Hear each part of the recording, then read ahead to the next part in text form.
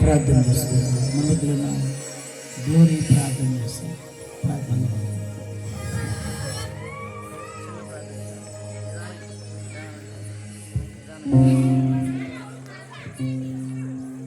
స్తోత్రం. పరిశుద్ధుడా పరిశుద్ధుడా పరిశుద్ధుడా యేసయ్య, దేవదూతల చేత కొనియాడబడుచున్న నా యేసయ్య, నీకే స్తుతి స్తోత్రాలు చెల్లించుకొనుచున్నాము నాయన ప్రభా. ఇదిగో నాయన ప్రభా, నీ సన్నిధానములో ప్రభా సంఘముగా చేరినాయన ప్రభా, ఇదిగో సేవకులుగా చేరినైనా ప్రభా, ప్రవక్తలుగా చేరి నిన్ను స్తుతించుచున్నప్పుడు అయ్యా, నిన్ను ఆరాధించుచున్నప్పుడు, నిన్ను ప్రార్థిస్తున్నప్పుడు నాయన, ఇదిగో నీ నామాన్ని గణపరుస్తున్నప్పుడు, నీ నామాన్ని హెచ్చిస్తున్నప్పుడు నాయన, ఇదిగో నీ నామాన్ని పొగడుచున్నప్పుడు పరిశుద్ధాత్మ దేవుడా అయ్యా, మీరు ఈ స్థలములో దిగి వచ్చిన విధానం కొరికి స్తుతి స్తోత్రాలు చెల్లించుకొని వచ్చినవయ్యా ప్రభా. సమస్తము నీ చిత్తము ద్వారాగానే మీరు జరిగిస్తున్న విధానం కొరికి నాన్న అయ్యా, నీకే లెక్కలేని స్తుతి స్తోత్రాలు చెల్లించుకొని వచ్చినాం పరిశుద్ధాత్మ దేవుడా. నీకే స్తోత్రములు నాయన ప్రభా. ఇదిగో నాయన ప్రభా, ఈ ప్రార్థన ద్వారాగా నాయన ప్రభా, నీ చిత్తములో ఏదైతే మీరు చెయ్యాలని తలంచుకొని ఉన్నారో నాయన ప్రభా, మీరు ఒక్కసారి నాయన ప్రభా, ఇదిగో తండ్రి నాయన ఈ ప్రార్థన ద్వారాగా రాజా, ఈ గ్రామంలో నాయన ప్రతి ఒక్క కుటుంబంలో ప్రతి ఒక్క బిడ్డల నాయన అయ్యా, అధికారంగా యేసు నామములో నాయన ఇదిగో ఈ రాత్రి కాల సమయంలో జరుగును గాక అని ప్రార్థిస్తున్నామయ్యా ప్రభా. నీ రక్షణ మార్గములు నాయన ఇదిగో వెళ్ళని అవును గాక అని ప్రార్థిస్తున్నామయ్యా. మీరు వాగ్దానం సెలవిచ్చి ఉన్నారు, ఇదిగో వాక్యం వెళ్ళని అడుగు తోడని నాయన అయ్యా, తెలివి లేని వారికి తెలివినిస్తుందన్నారు, వెలుగు కలుగుతుందని వాగ్దానం సెలవిచ్చి ఉన్నారు. నీ మాటలు వినిచున్న ప్రతి ఒక్క బిడ్డ హృదయంలో అయ్యా, నీ వెలుగును ప్రకాశింప చేయమని అడిగించున్నానయ్యా అయ్యా, నీ వెలుగు చేత నింపమని అడిగించున్నానయ్యా అయ్యా. చీకటిలో ఉన్న వారిని నాయన అయ్యా, నీ వెలుగు చేత నింపి రాజా పరిశుద్ధాత్మ దేవుడా, మీరు నాయన అయ్యా ప్రతి ఒక్క గుమ్మాన్ని రాజా మీరు తాకమని అడిగించున్నాము దేవా. నీకే స్తుతి స్తోత్రాలు చెల్లించుకొనిచున్నాం. ఇదిగో నీ సేవకులు నాయన అయ్యా, నిలబడి మాట్లాడుచున్నప్పుడు పరిశుద్ధాత్మ దేవుడా అయ్యా, మీరుండి మాట్లాడమని అడిగించున్నామయ్యా అయ్యా. మీరు మాట్లాడుచున్న ప్రతి ఒక్క మాట నాయన అయ్యా, ప్రతి ఒక్క బిడ్డ జీవితంలో నాయన ఇదిగో నూరంతలుగా ఫలించును గాక అని ఆజ్ఞాపిస్తున్నాం, ప్రార్థిస్తున్నాం, మొరపెట్టుచున్నాము దేవా అయ్యా. నీకే స్తుతి స్తోత్రాలు చెల్లించుకొనిచున్నామయ్యా అయ్యా. ప్రారంభం నుంచి ముగింపు వరకు పరిశుద్ధాత్మ దేవుడా అయ్యా, మీరే ఘనముగా అద్భుత రీతిగా ఆశ్చర్యకరముగా నాయన మీరు జరిగించిన విధానం కొరకే నేడి అయ్యా, జరిగిస్తున్న విధానం కొరకే నైనా అయ్యా, జరుగుతున్న విధానం కొరకే నేడి అప్పా. నీకే లెక్కలేని స్తుతి స్తోత్రాలు చెల్లించుకొనిచున్నాయినా. ఇదిగో నీ సేవకులు నీ చేతికి అప్పచెప్పుకొనిచున్నాయినా. ఇదిగో ముందు నుంచి సమయమంతా నీ చేతికి అప్పచెప్పుకొనిచు యేసయ్య నామములో అడుగుచున్నాం మా తండ్రి, ఆమేన్.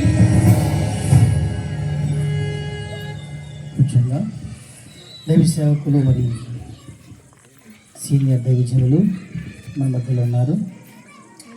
దేవుని యొక్క సందేశం, దేవుని యొక్క వర్తమానాన్ని మనం నేను వెళ్ళిపోదాం.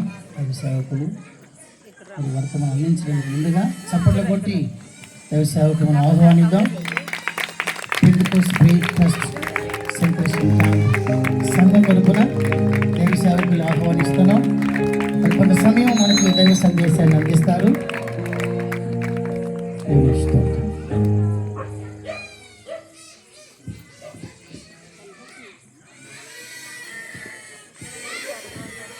హల్లెలూయా, హల్లెలూయా. చేతులెత్తాలండి, చేతులెత్తి హల్లెలూయా, హల్లెలూయా. చేతులు ఎందుకు ఎత్తమని చెప్తున్నానంటే, చేతులెత్తుట నువ్వు చేతులెత్తి దేవుణ్ణి హల్లెలూయా అనే పదము హల్లెలూయా, ఇది హిబ్రూ పదం. హల్లే అనగా స్తోత్రము. హల్లే అంటే ఏందమ్మా చెప్పాలి అందరూ. హల్లే అంటే స్తోత్రము. లూ అంటే దీర్ఘం. లూ అంటే నీకు. లూ అంటే ఏంటి? నీకు. ఎవరికి? హల్లే లూ యా. యా అంటే యావా, యెహోవా అని అర్థం. యెహోవా నీకు స్తోత్రము కలుగును గాక. స్తోత్రము, యెహోవా నీకు స్తోత్రం అని అర్థం. హల్లెలూయా. చేతులెత్తి ఇంకా బాగా చెప్తే దేవుడు నేను ఇష్టపడతాడు. 141 కీర్తనలో అక్కడ రాయబడింది, నీ ప్రార్థన ధూపం వలె చేతులెత్తుట నైవేద్యం వలె ఆయన దృష్టికి అంగీకారములగునుగాక. హల్లెలూయా. నువ్వు చేతులెత్తి దేవుని స్థుతిస్తున్నప్పుడు, ఘనపరుస్తున్నప్పుడు ప్రభు నిన్ను ఆయన కనుదృష్టి నీ మీద ఉంటుంది. హల్లెలూయా. దయచేసి మీరు ఎవరు అటు చూడక నా వైపు చూడండి. హల్లెలూయా, హల్లెలూయా. సరే, మంచిది. నాకు ఈ సమయాన్ని ఇచ్చిన దైవజనుడు, మరి స్థానిక సంఘ కాపురి, మరి దానిలయ్య గారికి, మరి పాస్టమ్ గారికి ప్రత్యేకంగా వందనాలు. అలాగే మరి వేదికను అలంకరించిన మరి రాజమల్లి ఇచ్చిన దైవజనులు, మరి విలియం కేర్ గారికి, అలాగే తోటి ఆయనతో పాటు అసిస్టెంట్గా ఉన్న సేవకులు, మరి ఆయన పేరు నాకు తెలియదు, చైతన్యకు, అలాగే మా ప్రియ సహోదరుడు, మరి మా ఆత్మీయతలో ఎదిగినటువంటి కుమారుడు మరి సురేష్ 7 సంవత్సరాల నుంచి నేను సేవకు కర్ణాటక వచ్చినప్పుడు 7 సంవత్సరాల అబ్బాయి అంత ఉంటాడు. లిక్కర్లు వేసుకొని, లాగులు వేసుకొని వాళ్ళ ఆయన తబలో కొట్టేవాడు. చక్కగా పాటలు పాడేవాడు ఆ వయసులో కూడా. ఆ వయసులోనే అనేక ప్రాంతాలు మాతో పాటు కలిసి సేవకు వచ్చాడు.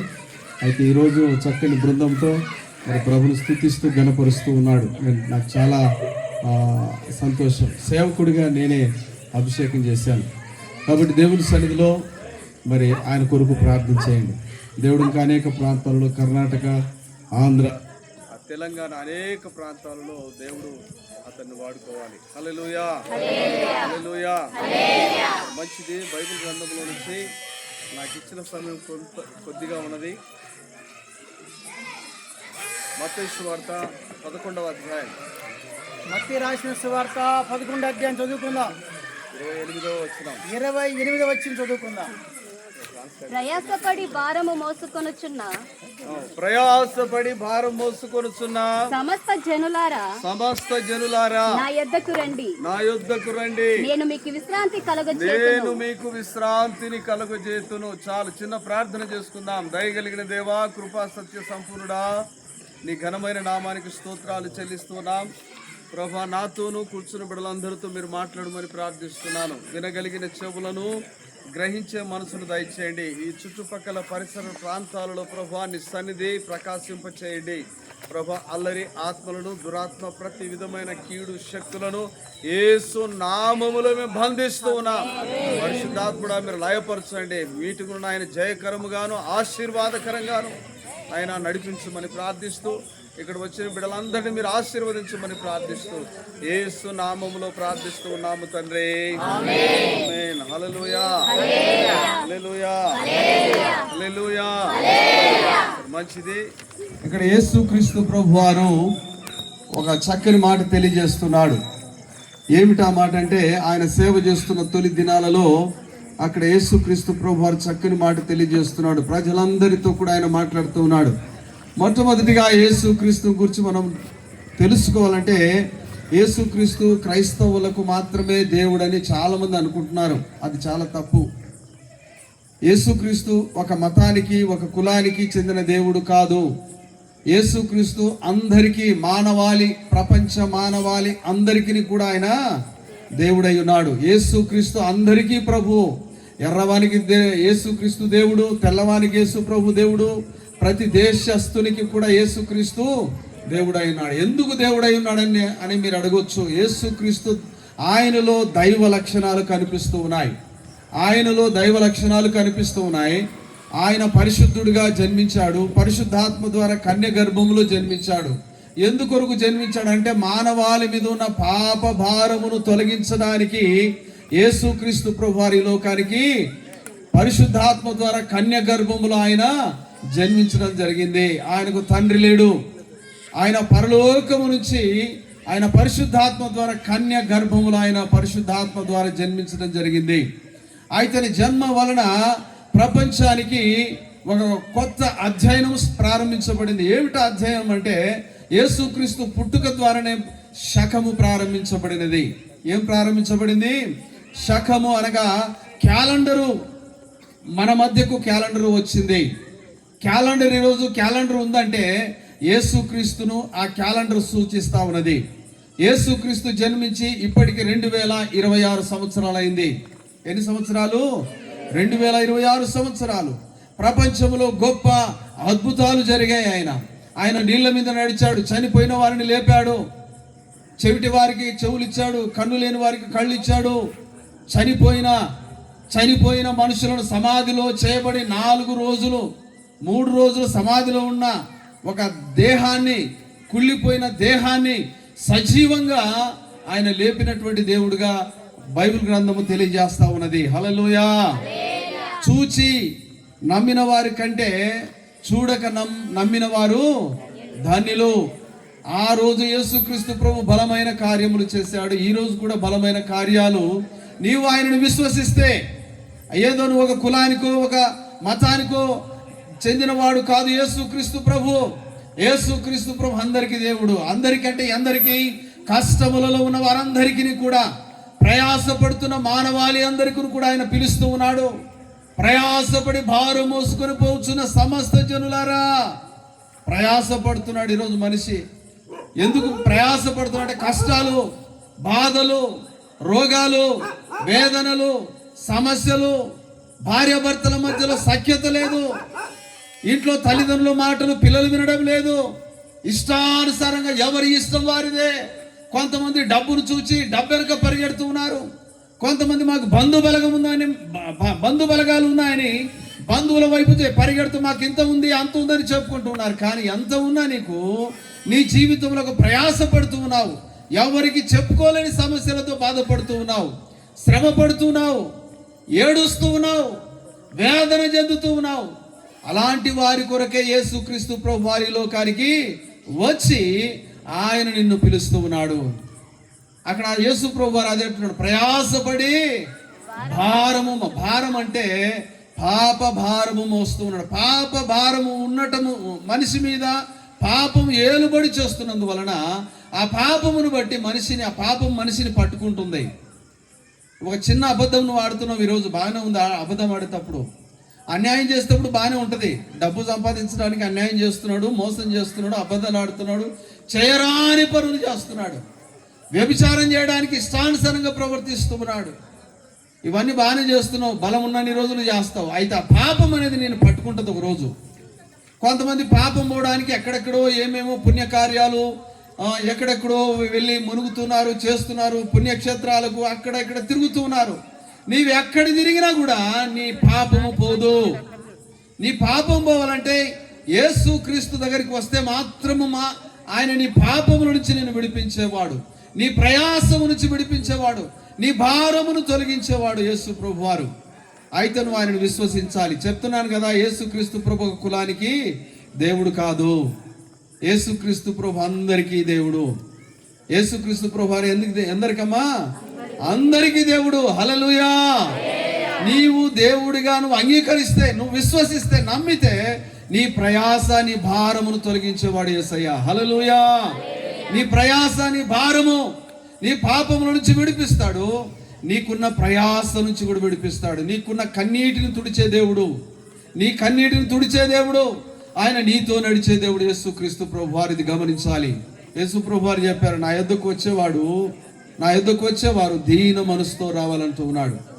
దీన మనసుతో రావాలని, సదాకాలం నేను నీ జీవిత కాలమంతా కూడా నేను నీతో కూడా వస్తానంటూ ఉన్నాడు యేసు ప్రభు వారు. ఇలాంటి మాటలు ఏ దేవుడు చెప్పలేదు. కొంతమంది దేవుళ్ళు గుళ్ళకే పరిమితం అయిపోయారు, కానీ యేసు ప్రభు అలాంటి దేవుడు కాదు. నువ్వు ఎక్కడ 2-3 కూడి నువ్వు ఒంటరిగా కూర్చొని ప్రభు సన్నిధిని నువ్వు మోకరించి ప్రార్థిస్తే ఆయన పరిశుద్ధాత్మ ద్వారా ఆయన నీతో కూడా నీ దగ్గరికి వచ్చే దేవుడు యేసయ్య. హల్లెలూయా, హల్లెలూయా. ఆయన ఆత్మదేవుడు, సంచరించే దేవుడు. ఒకసారి ఇశ్రాయేలులో ప్రజలు కొంతమంది బానిసలుగా బతుకుతున్నారు, కష్టాల్లో బతుకుతున్నారు, రోగాలలో బతుకుతూ ఉన్నారు, చాలా వేదన చెందుతున్నారు. చాలా వేదన చెందుతున్న టైంలో వారు ఎవరు నన్ను బాగు చేస్తారు, ఈ బానిసత్వంలో నుంచి, ఈ కష్టాల్లో నుంచి మమ్మల్ని ఎవరు విడిపిస్తారని ఏడుస్తూ ఉన్నారు. మనుషుల దగ్గరికి వెళ్ళినా మనుషులు బానిసత్వం చేత అణిచివేస్తా ఉన్నారు. ఈరోజు కూడా సమాజంలో చాలామంది అణిచివేయబడుతున్నారు.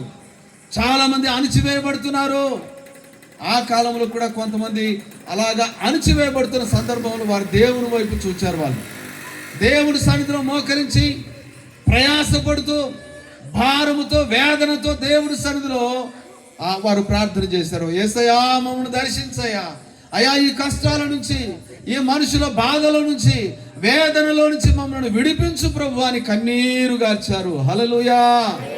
యేసయ్య దగ్గరికి నువ్వు వచ్చి ఆయన సన్నిధిలో వేడుకుంటే, అడిగితే నీకున్న స్థితి ఏమో నీకు తెలుసు, నీ బాధ ఏంటో నీకు తెలుసు, నీ కష్టం ఏదో నీకు తెలుసు. ఈరోజు చూడడానికి గంభీరంగా కనిపిస్తారు మనుషులు. నాకేంటి తక్కువ, నాకు అన్నీ ఎక్కువ అనుకుంటారు. కానీ నీ మనసులో చాలా వేదనలు ఉన్నాయి, నీ మనసులో చాలా కష్టాలు ఉన్నాయి. నిన్ను చూస్తూ ఉన్నాడు యేసయ్య ఈరోజు రాత్రి యేసయ్య నిన్ను చూస్తూ ఉన్నాడు. అప్పులో బాధపడుతున్నారా? వేదన చెందుతూ ఉన్నారా? నష్టాల్లో ఉన్నారా? మనుషులందరూ నిన్ను చేయి విడిచిపెట్టారా? అందరూ నిన్ను హీనపరుస్తూ ఉన్నారా? కొడుకులు నిన్ను బాధ పెడుతున్నారా? వేదన చెందుతున్నావా మానసికంగా? అందరూ ఉన్నా కూడా లేనట్టుగా జీవిస్తూ ఉన్నావా? అయితే ఈరోజు నువ్వు మోకరించి ప్రార్థన యేసయ్య దగ్గరికి రా. ఆయన నిన్ను చూస్తూ ఉన్నాడు. బైబిల్ గ్రంథంలో నిర్గమకాండం 3వ అధ్యాయంలో అక్కడ 7-8 వచనాల్లో అక్కడ ఒక మాట, చక్కని మాట దేవుడు తెలియజేస్తా ఉన్నాడు. దయచేసి చదువుతారా? నిర్గమకాండం 3వ అధ్యాయం 7-8 వచనాలు. మరియు యెహోవా ఇట్లనెను, నేను ఐగుప్తులోనున్న నా ప్రజల బాధను చూచి తిని. నిశ్చయముగా చూచి తిని. ఇక్కడ గమనించండి, దేవుడు మోషేతో మాట్లాడుతున్నాడు. మోషే, డైరెక్ట్ గా నేను వెళితే బాగోదు, డైరెక్ట్ గా నేను మనుషులతో మాట్లాడితే నా స్వరాన్ని, నా విధానాన్ని తట్టుకోలేరు. కాబట్టి నాకు బదులుగా నిన్ను పంపిస్తూ ఉన్నాను. ఐగుప్తు దేశంలో, ఐగుప్తు అనగా పాపములోను కష్టాలు, బాధలు, వేదనలు, శ్రమలు, మానసికమైనటువంటి వేదన చెందుతున్నారా ఆ ప్రాంతంలో ప్రజలు. వారిని విడిపించడానికి వారి బాధను దేవుడు చూస్తూ ఉన్నాడు. అందుకే మోసేను ఏర్పాటు చేస్తున్నాడు. మోసేను వెళ్ళి నా తరపున నేను నీతో కూడా వస్తాను, నువ్వు అక్కడికి వెళ్ళి వారి బాధను నేను చూచానని చెప్పాలని చెప్తున్నాడు. మన దేవుడు యేసుక్రీస్తు వారు నీ బాధను చూచే దేవుడు. అక్కడ నేను నిశ్చయముగా ఐగుప్తులో నా ప్రజల బాధను నిశ్చయముగా నేను చూచి తిని. దేవుడు నిన్ను చూస్తూ ఉన్నాడు. యేసుక్రీస్తు వారు ఆయన నిన్ను కుమారుడిగా, కుమార్తెగా అంగీకరించాలని చూస్తూ ఉన్నావు. నువ్వేమో దూరం పోతున్నావు, నువ్వేమో చాలా దూరం పోతున్నావు. నా దేవుడు కాదు, ఆయన వాళ్ళ దేవుడు, నా దేవుడు కదా అనుకుంటున్నారు చాలా మంది. యేసుప్రభు వాళ్ళ దేవుడు, వీళ్ళ దేవుడు కాదు, అందరికీ ఆయన దేవుడై ఉన్నాడు. అక్కడ దేవుడు అక్కడ చెప్తాడు, నిశ్చయముగా నా ప్రజల బాధను చూచి తిని. వాడు పడుచున్న కష్టము, బాధ, కన్నీరు, వారు చేసిన ప్రార్థన నేను విన్నాను అని దేవుడు చెప్తున్నాడు. హల్లెలూయా. నా దేవుడు, నా యేసయ్య నీ కష్టమును, నీ బాధను చూస్తూ ఉన్నాడు. అలాగే నువ్వు పెట్టే ప్రార్థన, నువ్వు చేసే ప్రార్థన ఆయన వింటూ ఉన్నాడు. నా ప్రార్థన చూచే దేవుడు, నీ ప్రార్థన వినే దేవుడు. తర్వాత చదవండమ్మా, త్వరగా సహాయం చేయండి. పనులలో తమ్మును కష్టపెట్టు వారిని బట్టి వారు పెట్టిన మొరను వింటిని. వారి దుఃఖములు నాకు తెలిసే ఉన్నవి. చూడండి, నీ దుఃఖమును, పడుతున్న దుఃఖము, నీ వేదన, నీ ప్రయాస, నువ్వు మానసికంగా ఎంత నలిగిపోతున్నావో, ఎంత బాధలు అనుభవిస్తున్నావో, చెప్పుకోలేని సమస్యలతో సతమతమైపోతున్నావో, నీ బాధలు నాకు ఎవడు దిక్కులేడు, నన్ను ఎవడు ఆదుకోలేడు అనుకుంటున్నావేమో. నువ్వు యేసయ్య దగ్గరికి వస్తే, యేసయ్యా నా బాధలు చూడయ్యా, యేసయ్యా నా కష్టంలో నుంచి నన్ను విడిపించు ప్రభు నువ్వు ప్రార్థిస్తే, నువ్వు ఏడిస్తే, నువ్వు మొరపెట్టుకుంటే, అడిగితే, అయ్యా నాకు సహాయం చేయి ప్రభు నువ్వు మొరపెడితే, ఆయన నీ బాధను, నీ స్వరాన్ని వినే దేవుడు నా దేవుడు. అక్కడ నా ప్రజల బాధను, నీ బాధను నిశ్చయముగా చూచాడు.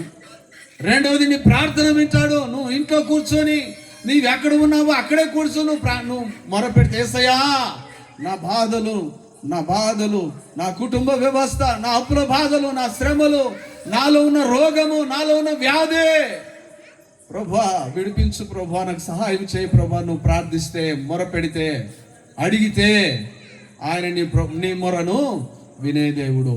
తర్వాత చదవండి. కాబట్టి ఐగుప్తీయుల చేతిలో నుండి వారిని విడిపించుటకును ఆ దేశములో నుండి, గమనించండి ఇక్కడ, వారిని విడిపించుటకును, వారిని దగ్గర నీ పేరు పెట్టుకోండి. నిన్ను విడిపించుటకును, దేంట్లో నుంచి? ప్రయాసంలో నుంచి. భారము, నీ మీద ఉన్న భారము, నీ ప్రయాస, నీ కన్నీరు, నీ వేదన, నీ దుఃఖము, నీ రోగము, నీ సమస్యల నుంచి, సుడిగుండములో నుంచి నిన్ను విడిపించడానికి ప్రభు సిద్ధంగా ఉన్నాడు. ఆమేన్, హల్లెలూయా, హల్లెలూయా. ప్రభు నెమ్మదినిచ్చే దేవుడు యేసయ్య.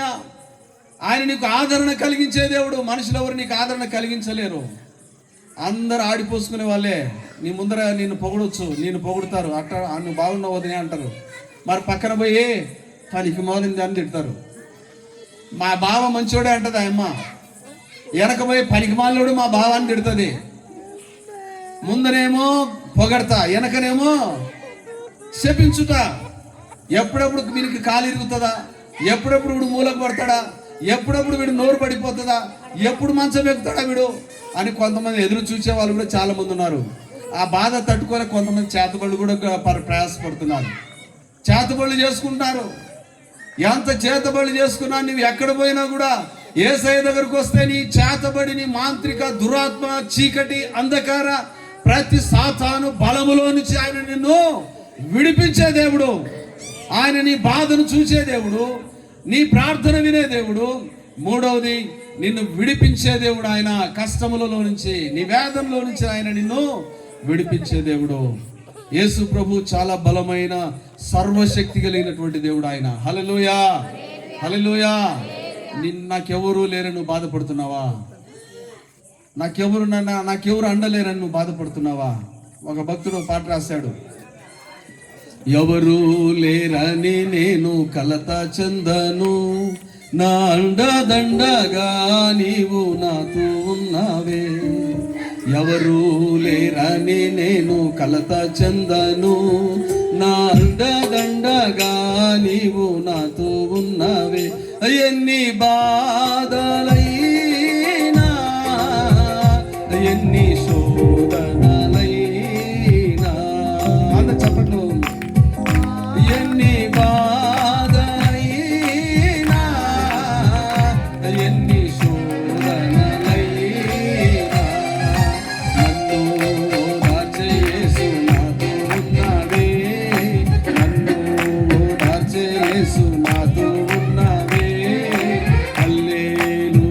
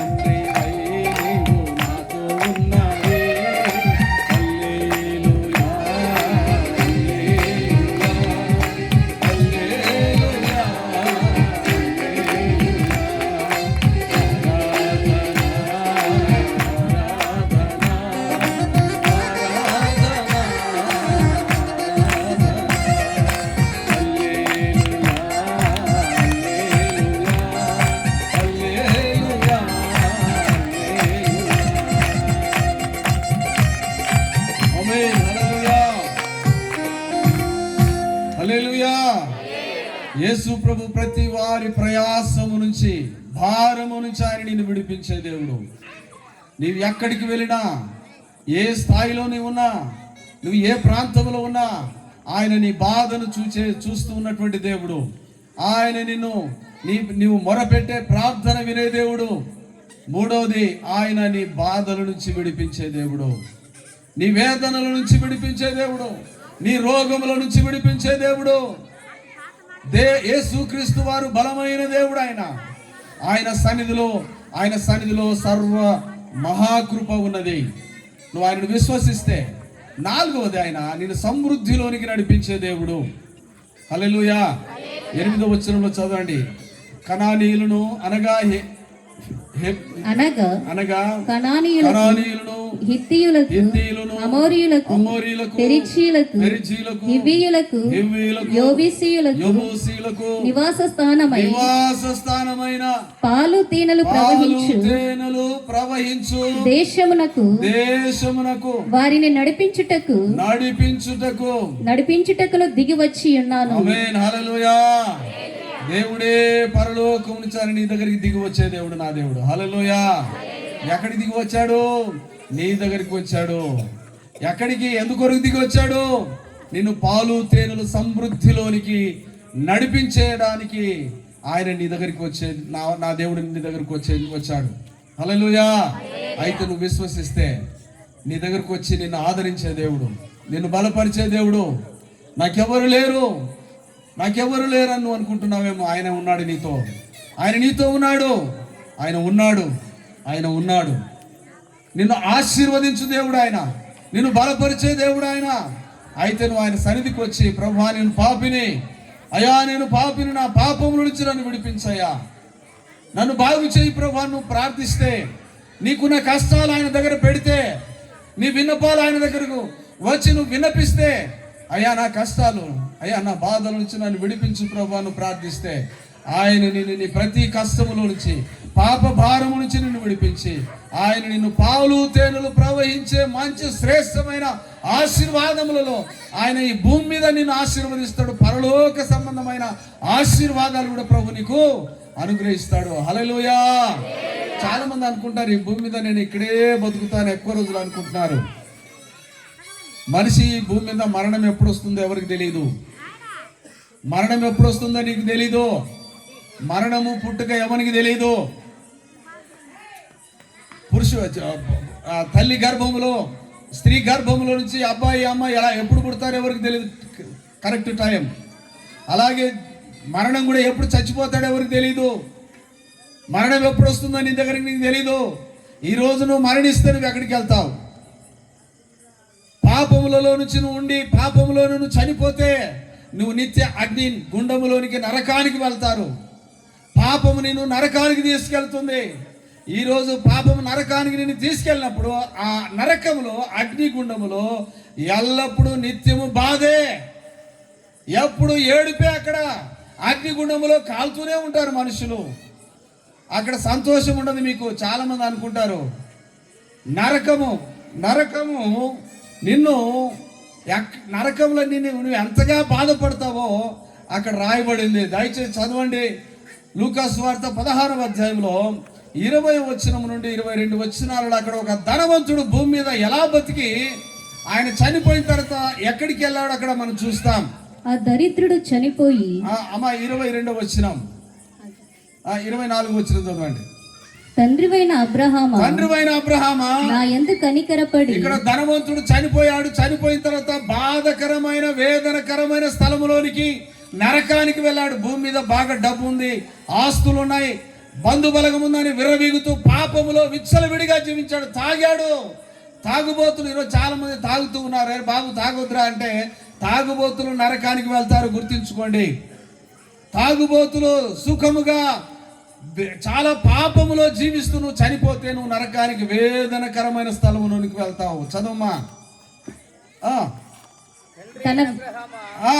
నా యందు కనికరపడి తన వేలు కొనను ముంచి నీళ్ళలో ముంచి నా నాలుకను చల్లార్చుటకు లాజరును పంపుము నేను ఈ అగ్ని జ్వాలల యాతన పడుచున్నానని. అగ్ని జ్వాలలలో నేను బాధపడుతున్నాను. అగ్ని జ్వాలలు, నరకంలో పాపులందరూ తాగుబోతులు, తిరుగుబోతులు, వ్యభిచారులు, అన్యాయస్తులు, మోసగాళ్ళు, అబద్ధికులు, ప్రకృతిని ఆరాధన చేసేవారు ప్రతి ఒక్కరు కూడా అగ్నిగుండములో కాలుతారని. పనిష్మెంట్ క్రియలకు, నువ్వు చేసిన క్రియలకు నీ పాపం నేను పట్టుకొని వేదనకరమైన స్థలములోనికి నీవు వెళ్తావు. 23వ వచనంలో ఉంటది. ఆ ధనవంతుడు చనిపోయి ఎక్కడికి వెళ్ళాడు? పాతాళములోనికి. బాధపడుచు అనగా పాతాళంలో వేదనకరమైన స్థలము. హల్లెలూయా. ఈ భూమి మీద నువ్వు ఎంత పాపంలో విచ్చలవిడిగా నువ్వు జీవిస్తున్నావో, హ్యాపీగా ఉంటున్నావో, కానీ నువ్వు చనిపోతే నరకానికి వెళ్తావు, అగ్ని జ్వాలలో కాలబోతూ ఉన్నావు. ఆ అగ్నిగుండంలో నుంచి తప్పించబడాలంటే యేసుక్రీస్తు వారికి మాత్రమే సాధ్యము. ఆయన నీ పాపం నుంచి విడిపించి, ఆయన నీకు వచ్చే శిక్ష నుంచి, నీకు వచ్చే అగ్నిగుండము, పాతాళములను బాధపడకుండా నిన్ను తప్పించడానికి కూడా ఆయన సామర్థ్యము కలిగినటువంటి దేవుడు అయినాడు. హల్లెలూయా. యేసు రక్తము ప్రతి పాపములలో నుంచి నిన్ను విడిపిస్తుంది. ప్రతి పాపం, ఎంత ఘోరమైన పాపం అయినా సరే. నేను కూడా కర్నూలు ఒకప్పుడు యవన కాలంలో ఉన్నప్పుడు కర్నూలులో, పత్తికొండ, ఎమ్మిగనూరు అనేక ప్రాంతాలలో ఒక ఫ్యాక్షనిజంలో జీవించినటువంటి దౌర్భాగ్యుడను. బాంబులు పట్టుకొని విచ్చలవిడిగా అన్యాయం చేస్తూ, మోసము చేస్తూ, దౌర్భాగ్యమైన బ్రతుకులో బ్రతికాను. కానీ నేను చేసే పాపాలు ఇలాంటివి కాదు, చాలా భయంకరమైన పాపాలు, చెప్పకూడదు. అంత ఘోరమైన పాపి నేను. అంత ఘోరమైన పాపినైనా నేను ఈరోజు మరణిస్తే నేను ఎక్కడికి వెళ్తాను? ఇలాగే ఒక దైవజనుడు వాక్యం బోధిస్తున్నప్పుడు వాక్యం విన్నాను. నా హృదయం అంతా కూడా ఏడుపుతో పడి, అయ్యో నేను ఎంతో పాపం చేశాను కదా, నన్ను పాపంలో నుంచి విడిపించే నాథుడు ఎవడని నేను అనేక పుణ్యక్షేత్రాలకు కూడా వెళ్ళాను. మహానంది, నంద్యాల దగ్గర మహానంది, నాగలాపురం సుగ్గులమ్మ అని అక్కడ ఉంది కర్నూలు దగ్గర. ఇలాగ అనేక దేవుళ్ళను, దేవతలను, దర్గాలకు, అనేక స్థలాలకు నేను వెళ్ళిన దౌర్భాగ్యున్నాయి. నన్ను పాపంలో నుంచి విడిపించేది ఎవరని అనేక మంది దేవుళ్ళను, దేవతలను, అనేక స్థలాలకు వెళ్ళాను. కానీ నాకు నెమ్మది రాలేదు, సమాధానం రాలేదు. వెంటనే ఒక దైవజనుడు రోడ్డు మీద వాక్యం చెప్తా ఉన్నాడు, పాటలు పాడుతూ వాక్యం, మరణము, పాపం వలన వచ్చే జీతం మరణము. మరణమును గురించి మాట్లాడుతున్నప్పుడు నాకు గుండె బాధ అనిపించింది. నేను చచ్చిపోతే ఈరోజు నేను ఎక్కడికి వెళ్తాను? పాపులందరూ కూడా అగ్నిగుండంలో కాల్తారు. కొరింథీయులకు రాసిన పత్రికలో 6వ అధ్యాయం 9వ వచనంలో, అన్యాయస్తులు దేవుని రాజ్యమునకు వారసులు కారు. 2వ కొరింథీయులకు రాసిన పత్రిక 6వ అధ్యాయము 9, 10 వచనాలను గమనించినట్లయితే, దయచేసి త్వరగా సహాయం చేయండి, నా టైం అయిపోతుంది. అన్యాయస్తులు దేవుని రాజ్యమునకు వారసులు కానేరరు. చూడండి, ఈరోజు చాలా మంది అన్యాయం చేస్తున్నారు లోకంలో, సమాజంలో. తల్లిదండ్రులు పిల్లలకు మోసం చేస్తున్నారు, పిల్లలు కూడా తల్లిదండ్రులకు మోసం చేస్తున్నారు. మోసము మాటలు, అన్యాయం మాటలు, దుర్మార్గమైన నడత. తండ్రి తాగుబోతైతే కొడుకు కూడా తాగుబోతు అవుతాడు. తండ్రి మంచోడైతే పిల్లలు మంచోళ్ళు అవుతారు. తల్లి వ్యభిచారి, పిల్లలు కూడా వ్యభిచారంలోకి వెళ్తున్నారు. తల్లిదండ్రులే పిల్లలను దారి తప్పిస్తూ ఉన్నారు. తల్లిదండ్రులే పిల్లలను పాపంలోనికి నెట్టిస్తున్నారు. డబ్బు దానిని నీ ఇష్టానుసారంగా జీవిస్తున్నావు. మనిషి ఏం విత్తుతాడో అదే కోస్తాడు. ప్రియ మనిషి, ఈ వాక్యం వింటున్న ప్రియ దేవుని పిల్లలరా, దేవుడు నీతో ఈరోజు మాట్లాడుతూ ఉన్నాడు. మనుషులు మారండి, పాపములో నుంచి మీరు బయటికి రండి. యేసు క్రీస్తు దగ్గరికి వస్తే నీ పాపములకు విడుదల, నీ పాపముల నుంచి నేను పరిశుద్ధినిగా మార్చేవాడు దేవుడు. ఆయన దేవుడే యేసుక్రీస్తు నామములో, కన్య గర్భములో, పరిశుద్ధాత్మ ద్వారా పరిశుద్ధుడిగా జన్మించాడు. ఆయన తల్లిదండ్రులకు అనగా కలయికలో పుట్టిన వ్యక్తి కాదు. ఆయన కన్య గర్భంలో పరిశుద్ధాత్మ ద్వారా, కన్య గర్భంలో పరిశుద్ధాత్మ ద్వారా ఆయన జన్మించాడు మనుషులందరి పాపముల నుంచి విడిపించడానికి. మత్తయి సువార్త 1వ అధ్యాయములో అక్కడ 21వ వచనములో అక్కడ దేవుని యొక్క దూత ప్రత్యక్షమై ఆమె ఒక కుమారుని కనును తన ప్రజలనగా వారి పాపముల నుండి ప్రపంచంలో ఉన్న ప్రతి మానవ మనుషులందరినీ పుట్టించాడు కాబట్టి ఆ పాపములో నుంచి విడిపించడానికి దేవునికే సాధ్యమని, భూమి మీద పుట్టిన ఏ మానవుడికి పాపం నుంచి విడుదల చేయడానికి ఎవరికి అధికారం లేదు. యేసుక్రీస్తు దేవునికి మాత్రమే ఆయనకు అధికారం ఉంది. దేవుడే యేసుక్రీస్తు నామములో 2026 సంవత్సరంలో క్రిందట భూమి మధ్యలో ఆయన జన్మించాడు. భూమి మధ్యలో ఆసియా ఖండములో ఇజ్రాయెల్ అనే దేశంలో, మన ఆసియా ఖండములో ఆయన జన్మించాడు. హల్లెలూయా. ఆయన కన్య గర్భంలో జన్మించాడు. అక్కడ దేవుని యొక్క దూత తెలియజేస్తా ఉన్నది, ఆమె ఒక కుమారుని కనును, ఆమె తన ప్రజలను వారి పాపముల నుండి ఆయనే రక్షించును. పాపముల నుంచి రక్షించువాడు యేసయ్య. నీ పాపములు నిన్ను దరిద్రతలోనికి నెట్టివేస్తున్నాయి. నీ పాపముల ద్వారా, నీ క్రియల ద్వారా నువ్వు దినదినము నీకు రోగాలు వస్తున్నాయి, నష్టాలు వస్తున్నాయి, నువ్వు ప్రయాసపడుతున్నావు, నువ్వు చాలా వేదన చెందుతున్నావు. ఎందుకు నీకు బాధలు వస్తున్నాయి? ఎందుకు అప్పులు ఎక్కువ అవుతున్నాయి? ఎందుకు రోగాలు వస్తున్నాయి అంటే నీ పాపము నిన్ను తరుముతూ ఉన్నది. నువ్వు వచ్చి, అయ్యా నేను పాపిని, యేసయ్యా నేను పాపిని, నన్ను క్షమించయ్యా, సిలువలో నా కొరకు నీ రక్తము కార్చావయ్యా, నీ రక్తం ద్వారా నాకు శుద్ధీకరణ చేయి ప్రభా, నువ్వు ప్రార్థిస్తే ఆయన నీ మొర వింటాడు. నీ ప్రార్థన వినే దేవుడు. ఆయన నీ కష్టాలను చూస్తూ ఉన్నాడు, నీ ప్రయాసను చూస్తూ ఉన్నాడు. ఆయన నీ బాధలు చూచే దేవుడు. రెండవది, ఆయన నీ ప్రార్థన వినే దేవుడు. మూడవది, ప్రతి ప్రయాస, భారము, వేదన, రోగాలు, కష్టాల నుంచి విడిపించే దేవుడు ఆయన. మూడవది. నాలుగవది, సమృద్ధిలోనికి నిన్ను సమృద్ధికరమైన ఆశీర్వాదకరమైనటువంటి జీవితాన్ని ఇవ్వడానికి యేసయ్య సిద్ధంగా ఉన్నాడు. ప్రయాసపడి భారం మోసుకొని పోచున్న సమస్త జనులారా నా యొద్దకు రండి, నేను మీకు ఏం కలుగు చేస్తాను? నెమ్మదినిస్తాను. ఏమిస్తానంటున్నాడు? చెప్పాలి. ఏమిస్తానంటున్నాడమ్మా? నెమ్మదినిస్తాను. నెమ్మది అంటే, నెమ్మది ఎప్పుడు వస్తుందమ్మా? డబ్బు ఉంటే వస్తుందా నెమ్మది? బంగారు ఉంటే వస్తుందా నెమ్మది? ఏముంటే వస్తుందమ్మా నెమ్మది? ఆరోగ్యమే మహా, చెప్పాలి అందరూ, ఆరోగ్యంగా నువ్వు ఉంటే చాలు. డబ్బు అవసరం లేదు, బంగారు అవసరం లేదు, ఆస్తులు అవసరం లేదు. ఉన్నన్ని రోజులు నువ్వు ఆరోగ్య, బీపీ, షుగర్లు, క్యాన్సర్, ఆ నొప్పి, ఈ నొప్పి, నడుము నొప్పి, అక్కడి నొచ్చా, ఇక్కడ నొచ్చా, అది నొచ్చా, ఇది నొచ్చా, అవునా కదా? యేసయ్య నీకు ఆరోగ్యాన్ని ఇచ్చే దేవుడు. హల్లెలూయా. నువ్వు ఆయన దగ్గరికి, ప్రభువా నాలో బలహీనతలు ఉన్నాయా, నా భారం నేను తట్టుకోలేకపోతున్నాను, నన్ను బాగు చేయండి ప్రభువా, నువ్వు ప్రార్థిస్తే ఆయన నీ దగ్గరికి వచ్చి నేను బాగు చేసే దేవుడు. అలాంటి కృపచేత దేవుడు మిమ్మల్ని అందరినీ ఆశీర్వదించి దీవించి నడిపించును గాక. ఆమేన్. ఆమేన్. లేచి నిలబడి 2 నిమిషాలు దైవ సేవకులు అందించిన వర్తమానాన్ని సమర్పించుకుందాం.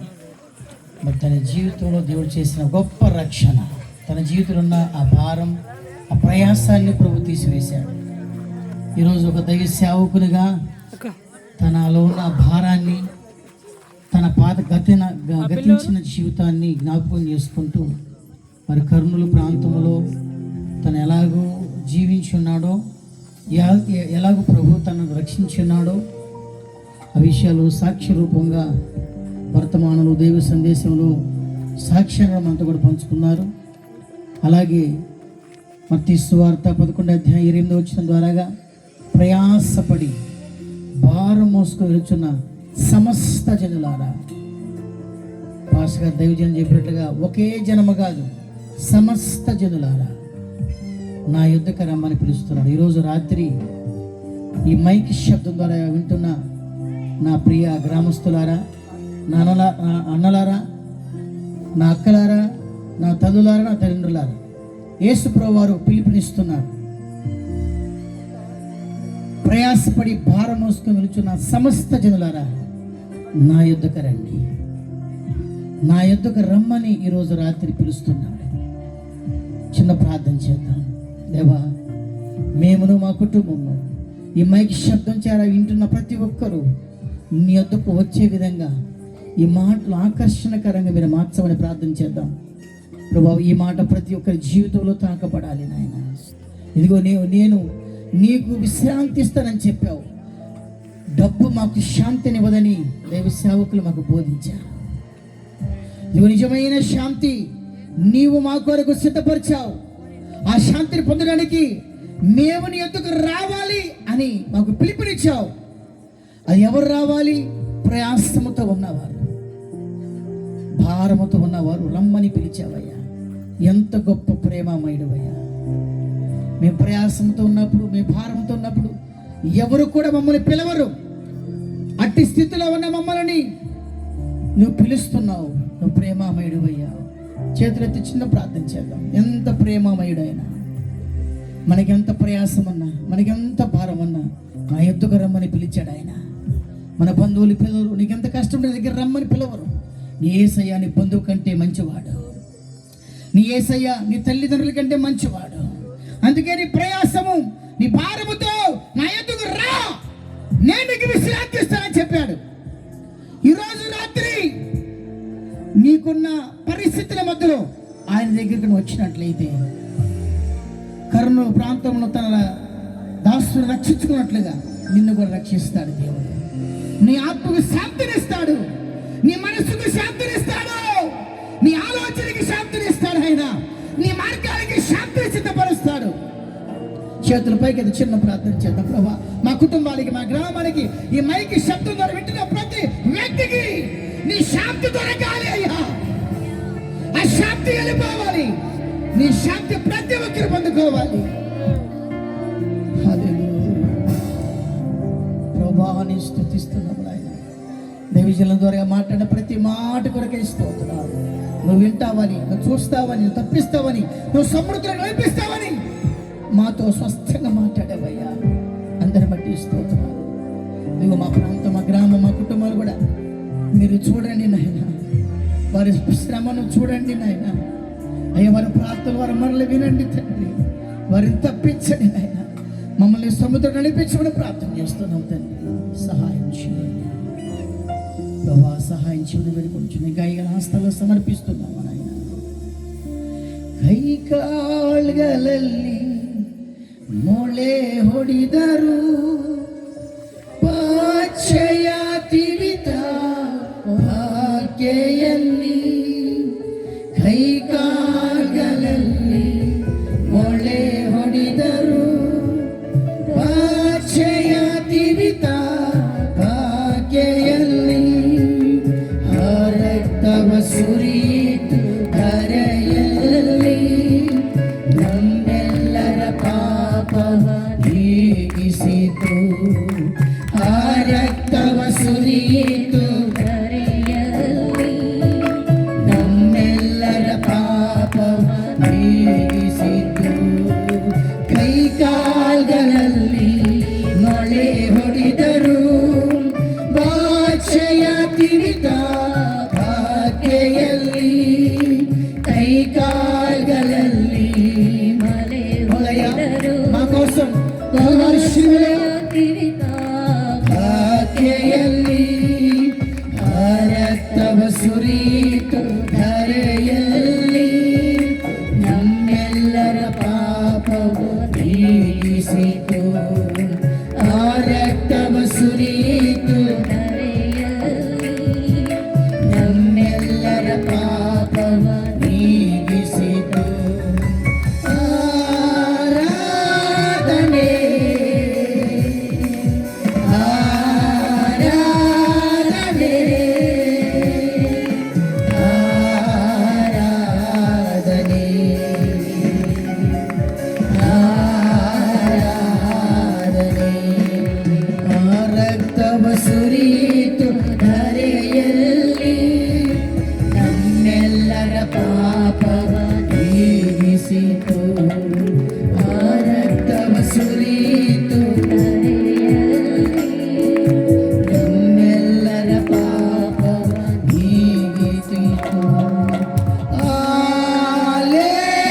ಹಲ್ಲೆಲೂಯಾ, ಹಲ್ಲೆಲೂಯಾ,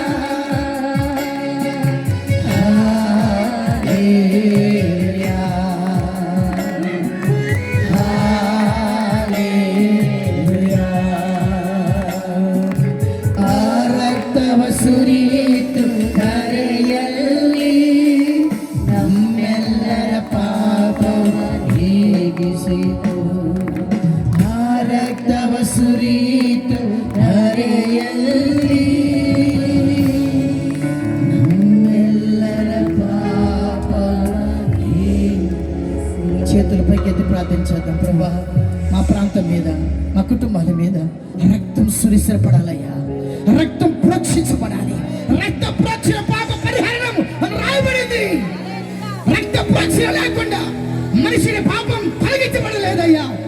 ఆ రక్తం మా మీద, మా కుటుంబం మీద, మా పిల్లల మీద, మా గ్రామం మీద కుమ్మరించబడాలి. చిన్న ప్రార్థన చేద్దాం. ప్రభువా మీ స్తోత్రాలు నాయనా. నీ రక్తం, అపరిశుద్ధమైన రక్తం, అమూల్యమైన రక్తం, ప్రేమగల రక్తం, క్షమించగల రక్తం, చేర్చగల రక్తం, మమ్మల్ని తప్పించగల రక్తం, మమ్మల్ని సమీపానికి తీసుకొచ్చే రక్తం మా గ్రామం మీద, మా కుటుంబాల మీద, మా ప్రతి వ్యక్తుల మీద రక్తం ప్రోక్షించబడగా ప్రార్థిస్తున్నాం. రక్తంలో ప్రతి ఆశీర్వాదం మా మీద కుమ్మరించబడగా ప్రార్థిస్తున్నాం. సహాయం చేయండి.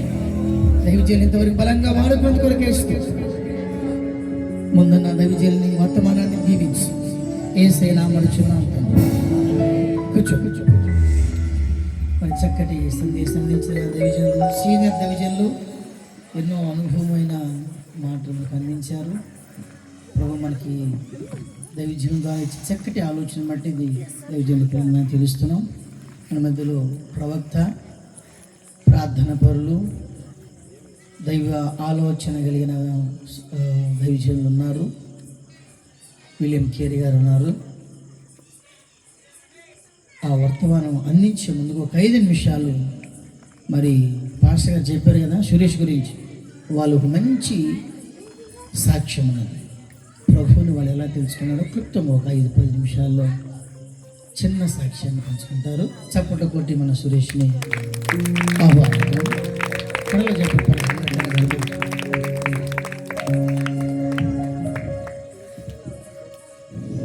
Price the Lord, hallelujah. ದೇವರ ಅತಿ ಪರಿಶುದ್ಧವಾದಂಥ ನಾಮಕ್ಕೆ ಮಹಿಮೆ ಉಂಟಾಗಲಿ. ನನ್ನ ಹೆಸರು ಪಾಸ್ಟರ್ ಸುರೇಶ್ ಎಂಬುದಾಗಿ. ನಾನೊಬ್ಬ ಒಂದು ಅಲೆಮಾರಿ ಜನಾಂಗಕ್ಕೆ ಸೇರಿದಂಥ ವ್ಯಕ್ತಿಯನಾಗಿದೆ. ಈ ಅಲೆಮಾರಿ ಜನಾಂಗದಲ್ಲಿ ಈ ಒಂದು ಹಗಲು ವೇಷಗಾರರು ಎಂಬುದಾಗಿ ನಮ್ಮ ಒಂದು ವೃತ್ತಿಯ ಹೆಸರು, ನಮ್ಮ ಒಂದು ಕುಲದ ಹೆಸರು. ನಾವು ಅನೇಕವಾದಂಥ ಹಳ್ಳಿಗಳಿಗೆ ಹೋಗಿ ಅನೇಕವಾದಂಥ ವೇಷಭೂಷಣಗಳು ಹಾಕಿಕೊಂಡು ಒಂದು ಭಕ್ತಿಗೀತೆಗಳನ್ನು ಹಾಡಿ, ಹಾಡುಗಳಿಗೆ ನೃತ್ಯಗಳನ್ನು ಮಾಡಿ ನಾವು ಅವರು ಆ ಒಂದು ಮನೆಗಳಿಗೆ ತೋರಿಸಿ ಆ ಮನೆಗಳನ್ನು ಭಿಕ್ಷಾಟನೆ ಮಾಡ್ತಾ ಇದ್ದೀವಿ ಪ್ರಿಯರೇ. ಇಂಥ ಒಂದು ಜನಾಂಗದಿಂದ ದೇವರನ್ನು ನಾನು ಆರಿಸಿದ್ದಾನೆ. ನಾವು ಇದೇ ರೀತಿಯಲ್ಲಿ ನಮ್ಮ ಕುಟುಂಬದವರು ಈ ಒಂದು ಹಗಲು ವೇಷದಲ್ಲಿ ಒಂದು ಭಿಕ್ಷಾಟನೆ ಮೂಲಕವಾಗಿ ನಮ್ಮ ಜೀವನ ಇದೇ ರೀತಿಯಲ್ಲಿ ಸಾಗ್ತಾ ಇರಬೇಕಾದ್ರೆ ಈ ಗ್ರಾಮಕ್ಕೆ ಹತ್ತಿರವಿರುವಂಥ ಹಂಪಿ ಎಂಬ ಒಂದು ಊರಿದೆ. ಈ ಹಂಪಿಯಲ್ಲಿ ನಾವು ಅಲ್ಲಿ ಇಂಥ ಒಂದು ಹಗಲು ವೇಷಗಳನ್ನು ಹಾಕಿಕೊಂಡು ಈ ಇಂಗ್ಲೆಂಡ್, ಜರ್ಮನಿ, ಫ್ರೆಂಚ್ ಇಂಥ ಒಂದು ದೇಶಗಳಿಂದ ಇಂಗ್ಲೀಷ್ನವರು ಅಲ್ಲಿ ಬರ್ತಾ ಇದ್ರು ಈ ಒಂದು ಟೂರಿಸಂ ನೋಡಲಿಕ್ಕೆ. ಅವರಿಗೆ ನಮ್ಮ ಒಂದು ಪರ್ಫಾರ್ಮೆನ್ಸನ್ನು ತೋರಿಸಿ ಅನೇಕ ರೀತಿಯಲ್ಲಿ ಅವರ ಹತ್ರ ನಾವು ಭಿಕ್ಷಾಟನೆ ಮಾಡ್ತಾ ಇದ್ದೀವಿ. ನಮ್ಮ ವೃತ್ತಿ ಏನಂತಂದರೆ ಭಿಕ್ಷಾಟನೆ ಮಾಡುವುದೇ ನಮ್ಮ ವೃತ್ತಿ. ಅಷ್ಟೇ ಅಲ್ಲ, ಇಂಥ ಒಂದು ರೀತಿಯಲ್ಲಿ ನಮ್ಮ ಜೀವನ ಸಾಗ್ತಾ ಇರಬೇಕಾದ್ರೆ ಒಂದು ನಮ್ಮ ಕುಟುಂಬದವರು, ನಮ್ಮ ತಂದೆ, ನಮ್ಮ ಚಿಕ್ಕಪ್ಪನವರು, ನಾವೆಲ್ಲ ಒಂದು ದುರುಚಟಗಳಿಗೆ ಅಂದರೆ ಈ ಒಂದು ಕುಡುಕತನದಿಂದ, ಅನೇಕವಾದ ಒಂದು ದುರ್ವ್ಯಸನಗಳಿಂದ ನಾವು ಇಂಥ ಒಂದು ಪಾಪದಲ್ಲಿ ಸಿಲುಕಿ ನಮ್ಮ ದೇಹವನ್ನು ನಾವೇ ಒಂದು ಹಾಳು ಮಾಡಿಕೊಂಡು ಇಂಥ ಒಂದು ರೀತಿಯಲ್ಲಿ ಹೋಗಬೇಕಾದ್ರೆ ಪ್ರಿಯರೇ, ನಿಜವಾಗಲೂ ನಮ್ಮ ಜೀವಿತಕ್ಕೆ ಸಮಾಧಾನ ಇಲ್ಲ. ಎಷ್ಟೋ ರೀತಿಯಲ್ಲಿ ನಾವು ಭಿಕ್ಷಾಟನೆ ಮಾಡ್ತಾ ಇದ್ದೀವಿ. ಲಕ್ಷಾನುಗಟ್ಟಲೆ ದುಡ್ಡು ಬರ್ತಾ ಇತ್ತು, ಆದರೆ ₹1 ಕೂಡ ನಮ್ಮ ಕೈಯಲ್ಲಿ ನಿಲ್ತಾ ಇದ್ದಿಲ್ಲ. ನಮ್ಮ ತಂದೆಯವರು ಸಂಜೆ ಆದರೆ ಸಾಕು, ಆಗಿನ ಕಾಲದಲ್ಲಿ ಸರಾಯಿ ಪ್ಯಾಕೆಟ್ ಬರ್ತಾ ಇದ್ವು. ನಾನೇ ಹೋಗಿ ಸರಾಯಿ ಅಂಗಡಿ ಹೋಗಿ ಒಂದು ಪ್ಯಾಕೆಟ್ ತೊಗೊಂಡ್ಬರ್ತಾ ಇದ್ದೆ. ಒಂದು ಸರ ಈ ಪ್ಯಾಕೆಟ್ ತೊಗೊಂಡು ನನ್ನ ಈ ಒಂದು ಭುಜದ ಮೇಲೆ ಹಾಕಿಕೊಂಡು ಈ ಹೂವಿನಾರ ಯಾವ ರೀತಿಯಲ್ಲಿ ಹಾಕೊಂಡು ಬರ್ತಾರೋ ಆ ರೀತಿಯಲ್ಲಿ ಹಾಕೊಂಡು ಬಂದು ನಮ್ಮ ತಂದೆಯವರು ಕೊಡ್ತಾ ಇದ್ದೆ ಚಿಕ್ಕ ವಯಸ್ಸಲ್ಲಿ. ಈ ಒಂದು ಕೊರಳಿಗೆ ಹಾಕೊಂಡು ಬಂದು ಸರಾಯಿ ಪ್ಯಾಕೆಟ್ಗಳನ್ನು ತಂದು ನಮ್ಮ ತಂದೆ ಕೊಡ್ತಾ ಇದ್ದೆ ಪ್ರಿಯರೇ. ಅವರು ಊಟ ಮಾಡ್ತಿದ್ದಿಲ್ಲ, ಬರೇ ಸರಾಯಿ ಕುಡಿಯೋದು, ನಮ್ಮ ತಾಯಿ ಸರಾಯಿ ಕುಡಿಯೋದು, ನಮ್ಮ ಚಿಕ್ಕಪ್ಪನ ಸರಾಯಿ ಕುಡಿಯೋದು, ಅಂತ ಒಂದು ರೀತಿಯಲ್ಲಿ ಕುಡಿದು ಅವ್ರು ಹಂಗೆ ಮಲಗ್ತಾ ಇದ್ರು ಪ್ರಿಯರೇ. ನಮಗೆ ಬಹಳಷ್ಟು ಹೊಟ್ಟೆ ಹಸಿವಾಗ್ತಾ ಇತ್ತು. ನಮ್ಮ ತಂದೆ ತಾಯಿಗಳು ಊಟನೂ ಕೂಡ ಸರಿಯಾಗಿ ಮಾಡಿ ಆಗ್ತಾ ಇದ್ದಲ್ಲ. ಇಂಥ ಒಂದು ಪರಿಸ್ಥಿತಿಯಲ್ಲಿ ಮನೆಯಲ್ಲಿ ಒಂದು ದಬ್ರಿ ತಗೊಂಡು ರಾತ್ರಿ ಜಾವದಲ್ಲಿ ಮನೆಗೆ ಹೋಗಿ ಅನ್ನ ಸಾಂಬಾರು ನೀಡಿಸ್ಕೊಂಡ್ಬಂದು ನಾವು ಊಟ ಮಾಡ್ತಾ ಇದ್ವಿ. ಇಂಥ ಒಂದು ಬಡತನದ ಜೀವಿತ. ಎಷ್ಟೋ ರೀತಿಯಲ್ಲಿ ದುಡ್ಡು ಬರ್ತಾ ಇದೆ, ಆ ದುಡ್ಡಿನ ರೀತಿಯಲ್ಲಿ ನಾವು ಬಾಳಲಿಕ್ಕೆ ಆಗ್ತಾ ಇಲ್ಲ, ಅದರಿಂದ ನಮಗೆ ಸಮಾಧಾನನೇ ಸಿಗ್ತಾ ಇಲ್ಲ. ಇಂಥ ಒಂದು ಸಂದರ್ಭದಲ್ಲಿ ನಮ್ಮ ತಂದೆ ಅವರಿಗೆ ಕುಡಿದು ಅವರಿಗೆ ಮೆಂಟಲ್ ಆಗ್ಬಿಡ್ತು, ಹುಚ್ಚಿಡಿದು ಅನೇಕವಾದಂಥ ಆಸ್ಪತ್ರೆಗಳಿಗೆ, ಅನೇಕವಾದಂಥ ದೇವಸ್ಥಾನಗಳಿಗೆ ಎಲ್ಲೆಲ್ಲೋ ನಾವು ತೋರಿಸಿದ್ರು ಕೂಡ ನಮ್ಮ ತಂದೆಯವರಿಗೆ ಎಲ್ಲಿಯೂ ಕೂಡ ಅವ್ರಿಗೆ ಗುಣವಾಗಲಿಲ್ಲ ಪ್ರಿಯರೇ. ಲಾಸ್ಟ್ ಸ್ಟೇಜಲ್ಲಿ ಬಂದ್ಬಿಟ್ರು. 6 ತಿಂಗಳ ಹುಚ್ಚಿಡಿದಂಥ ಮನುಷ್ಯ ಬಹಳಷ್ಟು ಇಷ್ಟು ದಪ್ಪ ಇರುವಂಥ ಮನುಷ್ಯ ಬಹಳ ತೆಳಗೆ ಆಗ್ಬಿಟ್ಟ. ಈ ಹುಚ್ಚಿ ಯಾವಾಗಿಂದ ಹಿಡಿತೋ ಅವ್ರು ಊಟನೇ ಮಾಡ್ತಿದ್ದಿಲ್ಲ, ಬರೇ ಮಣ್ಣೆ ತಿಂತಾ ಇದ್ರು. ಈ ಮಣ್ಣು ತಿಂದು ಅವರ ಶರೀರವೆಲ್ಲ ಎಲ್ಲ ರೀತಿಯಲ್ಲಿ ಕುಂದು ಹೋಯ್ತು ಪ್ರಿಯರೇ. ಆಗ ಒಬ್ಬ ಡಾಕ್ಟರ್ ಹೇಳ್ತಾ ಇದ್ರು, ಇವನು ಸತ್ತೇ ಹೋಗ್ತಾ, ಇವನು ಬದುಕಲಿಕ್ಕೆ ಚಾನ್ಸೇ ಇಲ್ಲ ಅಂತೇಳಿ ಒಬ್ಬ ಡಾಕ್ಟರ್ ಸ್ಟೇಟ್ಮೆಂಟ್ ಕೊಟ್ಬಿಟ್ರು. ಆಗ ಇನ್ನೊಬ್ಬ ಡಾಕ್ಟರ್ ಹೇಳ್ತಾ ಇದ್ದಾರೆ, ಇವನು ಹೇಗಾದ್ರೂ ಮಾಡಿ ಸಾಯ್ತಾನಲ್ಲ, ಈ ಹುಚ್ಚಿಂದ ಅನೇಕ ಜನರಿಗೆ ಬಹಳಷ್ಟು ರೀತಿಯಲ್ಲಿ ತೊಂದರೆ ಕೊಡ್ತಾ ಇದ್ದಾನೆ, ಸಿಕ್ಕಾಪಟ್ಲೆ ಬಾಯಿ ಬಂದಂಗೆ ಬೈತಾ ಇದ್ದಾನೆ. ಯಾರಾದ್ರೂ ಆತನ ಪರಿಚಯ ಇದ್ದಂಥವ್ರು ಬಂದ್ರೆ ಏನು ಪಕ್ಕದಲ್ಲಿ ಇಡ್ತೋ ಅದನ್ನು ತಗೊಂಡು ಅವ್ರಿಗೆ ಹೊಡೆಯೋದು, ಬಹಳಷ್ಟು ಒಂದು ಹಿಂಸೆ ಕೊಡ್ತಾ ಇದ್ರು ನಮ್ಮ ತಂದೆಯವರು. ನಾವು ಮಕ್ಕಳು ಕೂಡ ಅವ್ರ ಹತ್ರ ಹೋದ್ರು ಕೂಡ ನಮ್ಮನ್ನು ಕೂಡ ಬಡಿತಾ ಇದ್ರು. ಅಂತ ಒಂದು ಸಿಚುವೇಶನ್ ಅಲ್ಲಿ ಇರಬೇಕಾದ್ರೆ ಒಬ್ಬರು ಧಾರವಾಡದಲ್ಲಿ ಒಂದು ಮೆಂಟಲ್ ಆಸ್ಪತ್ರೆ ಇದೆ, ಅಲ್ಲಿ ಕರ್ಕೊಂಡು ಹೋದ್ರೆ ಸತ್ರು ಬದುಕಿದ್ರು ಅಲ್ಲೇ ಬಿಟ್ಟು ಬಿಡ್ರಿ, ಅವನು ಬದುಕಿದ್ರೆ ಕರ್ಕೊಂಬರ್ರಿ, ಸತ್ರೆ ಅಲ್ಲೇ ಸಾಯ್ತಾನೆ, ಯಾಕೆ ಇವನಿಗೋಸ್ಕರ ನೀವು ಬಹಳಷ್ಟು ರೀತಿಯಲ್ಲಿ ನೀವು ಹಿಂಸೆ ಪಡ್ತಾ ಇರ್ತಾರೆ ಎಂಬುದಾಗಿ ಹೇಳ್ಬೇಕಾದ್ರೆ ನಮಗಿರುವಂಥ ಬಂಧು ಬಳಗ, ನಮಗಿರುವಂಥ ರಕ್ತ ಸಂಬಂಧ ಎಲ್ಲರೂ ಕೂಡ ನಮ್ಮನ್ನು ಬಿಟ್ಟು ಹೋಗ್ಬಿಟ್ರಿ. ಯಾರು ಕೂಡ ನಮ್ಮ ಹತ್ರ ಬಂದಿಲ್ಲ. ಅಯ್ಯೋ ಇವರ ಜೀವಿತ ಮುಗೀತು, ಫಿನಿಶ್ ಎಂಬುದಾಗಿ ಅನೇಕ ಜನರು ಅಂದ್ಕೊಂಡ್ರು. ಆಗ ಒಂದಿನ ಹಂಪಿಯಲ್ಲೇ ನಾವು ನಮ್ಮ ವೃತ್ತಿಯಲ್ಲಿ ನಾವು ಅಂತ ಒಂದು ಪ್ರಾರಂಭ ಮಾಡಬೇಕಾದ್ರೆ ಇಲ್ಲಿ ವೇದಿಕೆ ಮೇಲಿರುವಂಥ ಪಾಸ್ಟರ್ ಜೋಸಫ್ ಅಯ್ಯನವರು ನಮಗೆ ಬಂದು ಆ ಒಂದು ಕಡೆಯ ದಿನದಲ್ಲಿ ಯೇಸು ಸ್ವಾಮಿ ಬಗ್ಗೆ ನಮಗೆ ಸುವಾರ್ತೆ ಹೇಳಿದ್ರು. ಹಲ್ಲೆಲೂಯಾ. ಯೇಸು ಸ್ವಾಮಿ ಬಗ್ಗೆ ಸುವಾರ್ತೆ ಹೇಳಬೇಕಾದ್ರೆ ಮೊದಲನೇ ಭಾನುವಾರ ಒಂದು ಚರ್ಚಿಗೆ ಹೋದ್ವಿ. ಆ ಮೊದಲನೇ ಭಾನುವಾರ ಚರ್ಚಿಗೆ ಹೋದ್ರೆ ಅಲ್ಲಿ ಹಲ್ಲೆಲೂಯಾ, ಸ್ತುತಿ, ಆರಾಧನೆ, ಕೈಗಳನ್ನೆತ್ತೋದು, ಅಯ್ಯೋ ಬಹಳಷ್ಟು ರೀತಿಯಲ್ಲಿ ಅವರು ಆರ್ಭಾಟದಿಂದ ದೇವರನ್ನ ಆರಾಧನೆ ಮಾಡ್ತಾ ಇದ್ರೆ ನಮಗೆ ಒಂದು ಆಶ್ಚರ್ಯವಾಗ್ತಾ ಇದೆ. ಅವರೆಲ್ಲ ನೋಡಿ ನಮ್ಗೆ ನಗು ಬರ್ತಾ ಇದೆ, ಏನು ಈ ಥರ ಮಾಡ್ತಾ ಇದ್ದಾರೆ ಇವರು. ದೇವಸ್ಥಾನದಲ್ಲಿ ಹೋದ್ರೆ ಏನು ಮಾಡ್ತಾರೆ, ಒಂದು ತೆಂಗಿನಕಾಯಿ ಹೊಡಿತಾರೆ, ಊದಿನ ಕಡ್ಡಿ ಹಚ್ತಾರೆ, ಭಕ್ತಿಪೂರ್ವಕವಾಗಿ ಅವರು ಅದನ್ನು ಆರಾಧನೆ ಮಾಡ್ತಾರೆ. ಇವರೇನು ಇಂಥ ಒಂದು ರೀತಿಯಲ್ಲಿ ಆರ್ಭಾಟದಿಂದ ಹಲ್ಲೆಲೂಯಾ, ಸ್ತುತಿ, ಆರಾಧನೆ ಎಂಬುದಾಗಿ ಇಂಥ ಒಂದು ರೀತಿಯಲ್ಲಿ ಆರಾಧನೆ ಮಾಡ್ತಾ ಇದ್ದಾರೆ ಎಂಬುದಾಗಿ ನಾವು ಇಂಥ ಚಿಕ್ಕ ಮಕ್ಕಳೆಲ್ಲ ಅವ್ರು ನೋಡಿ ನಾವು ನಗ್ತಾ ಇದ್ವಿ. ಆದರೆ ಈ ನಗು ಬೇಕಾದ್ರೂ ಕೂಡ ಆತನ ಸನ್ನಿಧಾನದಲ್ಲಿ ನಾವು ಯಾವಾಗಿದ್ವೋ ಆತನ ಸನ್ನಿಧಿಯೇ ನಮ್ಮ ಹೃದಯವನ್ನು ಆತನ ಅದೇ ದಿನದಲ್ಲಿ ತಾಕಿದನು ಪ್ರಿಯರು. ಹಲ್ಲೆಲೂಯಾ. ನಮ್ಮ ತಂದೆಯವರು ಪ್ರತಿದಿನ ಬಹಳಷ್ಟು ಗಲಾಟೆ ಮಾಡುವಂಥ ವ್ಯಕ್ತಿ ಆ ಚರ್ಚಿಗೆ ಹೋಗಿದ ತಕ್ಷಣ ಬಹಳ ಸೈಲೆಂಟ್ ಆಗ್ಬಿಟ್ರು. ನಮ್ಮ ತಂದೆಯವ್ರಿಗೆ ಬೇಡಿಗಳನ್ನು ಹಾಕಿ ಎಲ್ಲಿಗಾದ್ರೂ ಹೊರಗಡೆ ಕರ್ಕೊಂಡು ಹೋದ್ರೆ ಬೇಡಿಗಳನ್ನ ಹಾಕಿ ಅವ್ರನ್ನ ಕರ್ಕೊಂಡು ಹೋಗ್ಬೇಕು. ಅಂತ ಒಂದು ಸಿಚುವೇಶನ್ ಅಲ್ಲಿ ಅದನ್ನ ಆ ಮಂದಿರದಲ್ಲಿ ಸೈಲೆಂಟ್ ಆಗ್ಬಿಟ್ರು. ಅವಾಗ ಇವನೇನು ಎಲ್ಲ ರೀತಿಯಲ್ಲಿ ಗಲಿಬಿಲಿ ಮಾಡ್ತಿದ್ವಿ, ಯಾಕೆ ಸೈಲೆಂಟ್ ಇದ್ದಾನೆ ಎಂಬುದಾಗಿ ಅನೇಕ ಜನರಿಗೆ ಸ್ವಲ್ಪ ಆಲೋಚನೆ ಬಂತು. ಏನೇ ಆದರೂ ಕೂಡ ನಾವು ನಾಳೆ ಬೆಳಗ್ಗಿನ ದಿನ ಧಾರವಾಡಿಗೆ ಮೆಂಟಲ್ ಆಸ್ಪತ್ರೆ ಕರ್ಕೊಂಡು ಹೋಗ್ತಾ ಇದ್ವಿ. ನಮ್ಮ ತಂದೆಯವರಿಗೆ ಅಲ್ಲೇ ಕರ್ಕೊಂಡೋಗಿ ಅಲ್ಲೇ ಬಿಟ್ಟು ನಾವು ಬರಬೇಕು. ಒಬ್ಬ ಡಾಕ್ಟರ್ ಹೇಳಿದ್ರಲ್ಲ, ಸತ್ರು ಅಲ್ಲೇ ಬದುಕಿದ್ರು ಅಲ್ಲೇ ಬಿಟ್ಟು ಬಂದು ಬಿಡ್ರಪ್ಪ ಎಂಬುದಾಗಿ ಅವ್ರು ಹೇಳಿದ್ರು. ಆವಾಗ ಬೆಳಗಿನ ಜಾವದಲ್ಲಿ ಒಂದು ಜೀಪನ್ನು ಮಾಡಿಕೊಂಡು ನಮ್ಮ ತಂದೆಯವ್ರನ್ನ ಕರ್ಕೊಂಡು ಹೋಗ್ತಾ ಇದ್ದೀವಿ. ಹೋಗ್ಬೇಕಾದ್ರೆ ಪ್ರತಿದಿನ ಗಲಾಟೆ ಮಾಡುವಂಥವರು ಆ ದಿನ ಯಾವುದೇ ಗಲಾಟೆ ಮಾಡಲಿಲ್ಲ. ನಮ್ಮ ತಂದೆಯವರು ಸೈಲೆಂಟಾಗಿ ಕೂತಿದ್ದಾರೆ. ಸೈಲೆಂಟಾಗಿ ಕುಂತ್ರೆ ಹಾಸ್ಪಿಟ್ಲಕ್ಕೆ ಅಲ್ಲಿ ಕರೆದುಕೊಂಡು ಹೋಗಿ ಡಾಕ್ಟರ್ ಹತ್ರ ಚೆಕಪ್ ಮಾಡಿಸ್ತಾ ಇದ್ದೀವಿ. ಆ ಡಾಕ್ಟರ್ ಅಂದ್ರೆ ನೀವೆಲ್ಲ ಹೊರಗಡೆ ಹೋಗ್ರಿ, ಅವ್ರನ್ನ ನಾನು ಚೆಕಪ್ ಮಾಡಬೇಕು ಎಂಬುದಾಗಿ ನಮ್ಮ ತಂದೆಯವರು ಡಾಕ್ಟರ್ ಇಬ್ಬರೇ ಇದ್ದಾರೆ ಹಾಸ್ಪಿಟ್ಲಲ್ಲಿ. ನಮ್ಮ ತಂದೆಯವರಿಗೆ ಓದಲಿಕ್ಕೆ ಬರಲಿಕ್ಕೆ ಏನೂ ಬರೋದಿಲ್ಲ. ಅವರಿಗೆ ಇಂಗ್ಲೀಷ್ ಭಾಷೆಯಲ್ಲಿ 4 ವಿಧವಾದಂಥ ಲ್ಯಾಂಗ್ವೇಜ್ ಮಾತಾಡ್ತಾರೆ ಅವರು. Italy language, French language, UK language, America language. ಈ ಇಂಗ್ಲೀಷ್ ಭಾಷೆಯಲ್ಲಿ 4 ವಿಧದಲ್ಲಿ ಅವರು ಮಾತಾಡ್ತಾರೆ. ಈ ಇಂಗ್ಲೀಷ್ ಭಾಷೆಯನ್ನು ಈ ಡಾಕ್ಟರ್ ಜೊತೆ ಇಬ್ಬರು ಮಾತಾಡ್ತಿದ್ದಾರಂತೆ.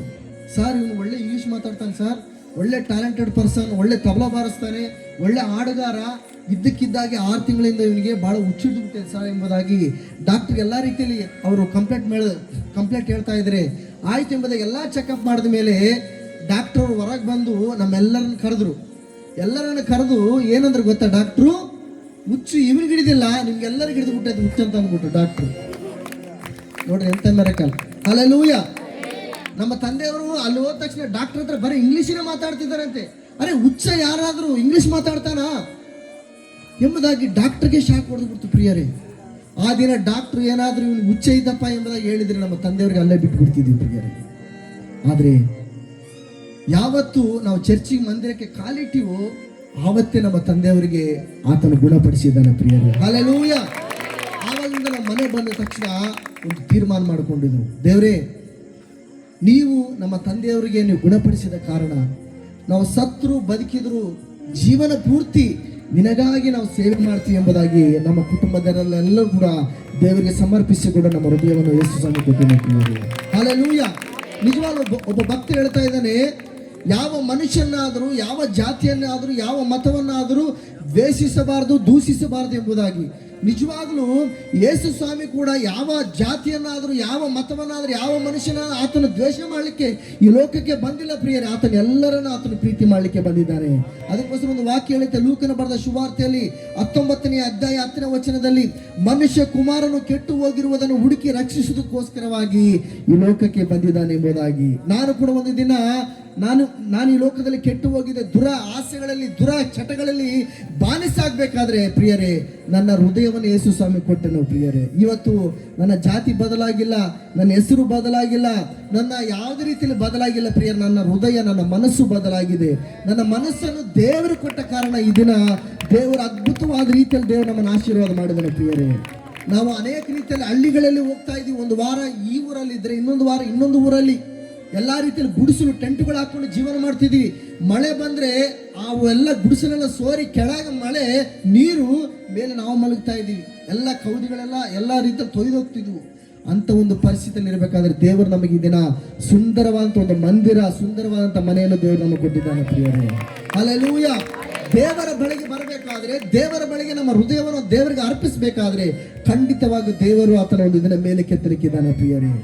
ಯೇಸು ಸ್ವಾಮಿ ಲೋಕಕ್ಕೆ ಬಂದಿರುವುದು ಆತನ ಕೆಟ್ಟು ಹೋಗಿರುವನ್ನು ಆತನ ಚಲೋ ಮಾಡುವುದಕ್ಕೆ, ಗುಣ ಮಾಡುವುದಕ್ಕೋಸ್ಕರವಾಗಿ ಆತನ ಬಂದಿದ್ದಾನೆ ಪ್ರಿಯರೇ. ಈ ರಾತ್ರಿ ನನಗೆ ದೇವರು ಅದ್ಭುತಗಳನ್ನು ಮಾಡಿದಂಥ ಯೇಸು ಸ್ವಾಮಿ ಈ ಒಂದು ಧ್ವನಿ ಸ್ವರ್ಗದ ಮೂಲಕವಾಗಿ ಯಾರೆಲ್ಲ ಈ ಮಾತುಗಳನ್ನು ಕೇಳ್ತಾ ಇದ್ದಾರೋ ದಯಮಾಡಿ ನಿಮ್ಮ ಹೃದಯಕ್ಕೆ ಯೇಸು ಸ್ವಾಮಿ ಬೇಕು ಎಂಬುದನ್ನು ಕೂಗುವುದಾದರೆ ಖಂಡಿತವಾಗಿ ದಿನ ರಾತ್ರಿ ನಿಮ್ಮ ಹೃದಯವನ್ನು ಆತನ ತಾಕಲಿಕ್ಕೆ ಶಕ್ತನಾಗಿದ್ದಾನೆ ಪ್ರಿಯರೇ. ಏಸಪ್ಪ ಏಸಪ್ಪ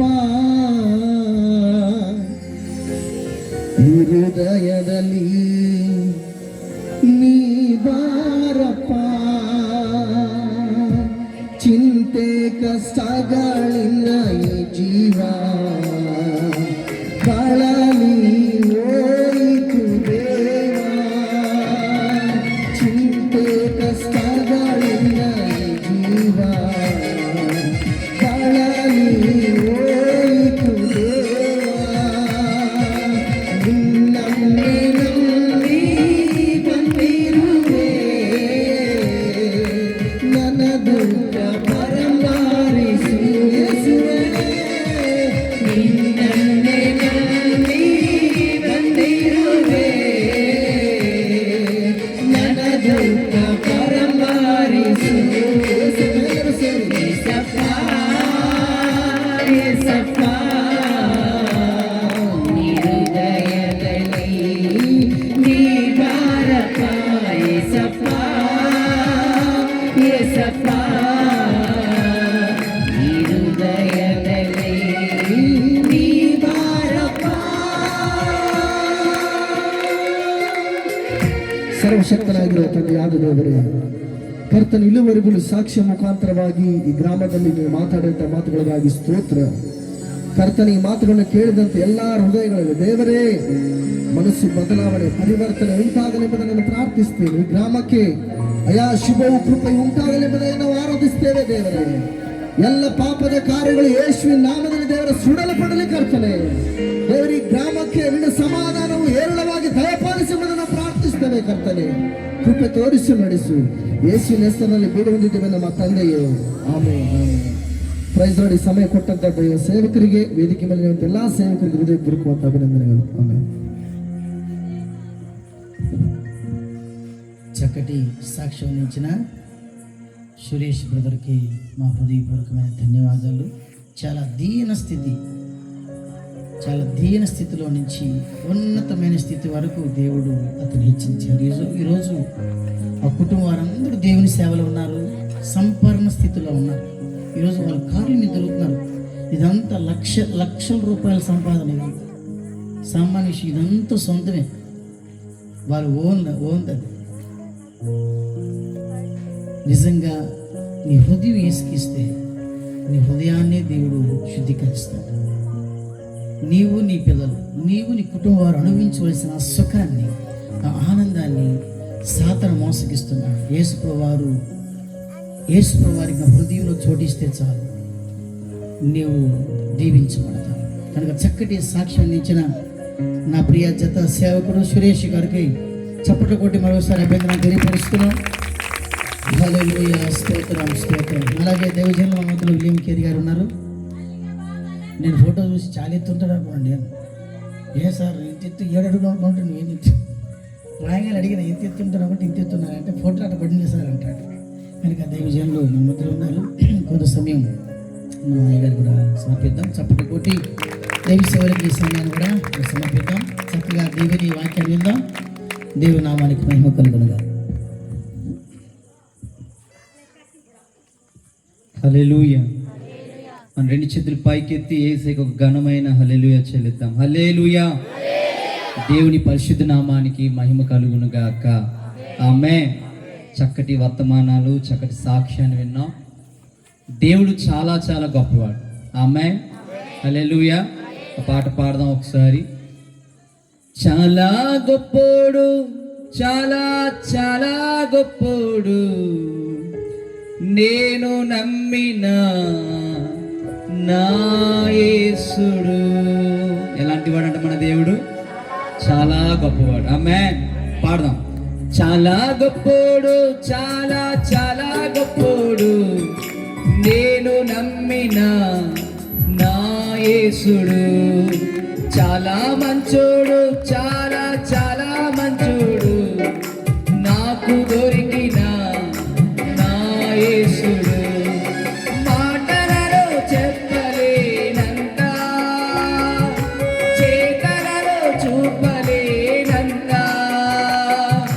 మాటలలో చెప్పలేనంత, చేతలలో చూపలేనంత.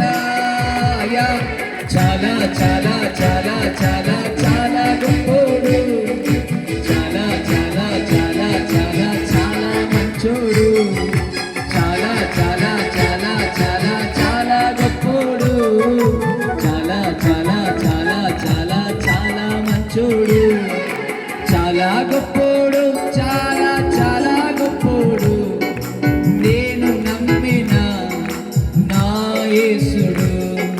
చాలా మంచోడు, చాలా చాలా మంచోడు, నాకు దొరికిన నా యేసుడు. చప్పట్లు కొట్టి యేసయ్యని ఆరాధిద్దాం. మన యేసయ్య మన మధ్యలో సంచరిస్తూ ఉండగా పరిశుద్ధాత్మ దేవునికి ఒక ఘనమైన స్వాగతం. పరిశుద్ధాత్మ, ఈ స్థలము నీది, ఈ ప్రజలు నీవారయ్యా. దిగిరండి నాయన, నీకు సంపూర్ణమైన అనుమతి ఉంది నాయన. పరిశుద్ధాత్మ, నీకు స్వాగతం.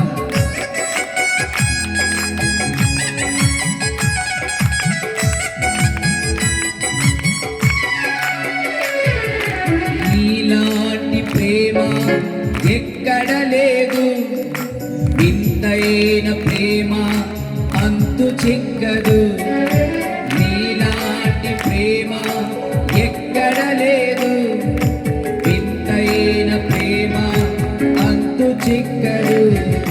కనుమరిలో చూపిన ప్రేమ, శాపమునే పాపిన ప్రేమ, కనుమరిలో చూపిన ప్రేమ, శాపమునే పాపిన ప్రేమ.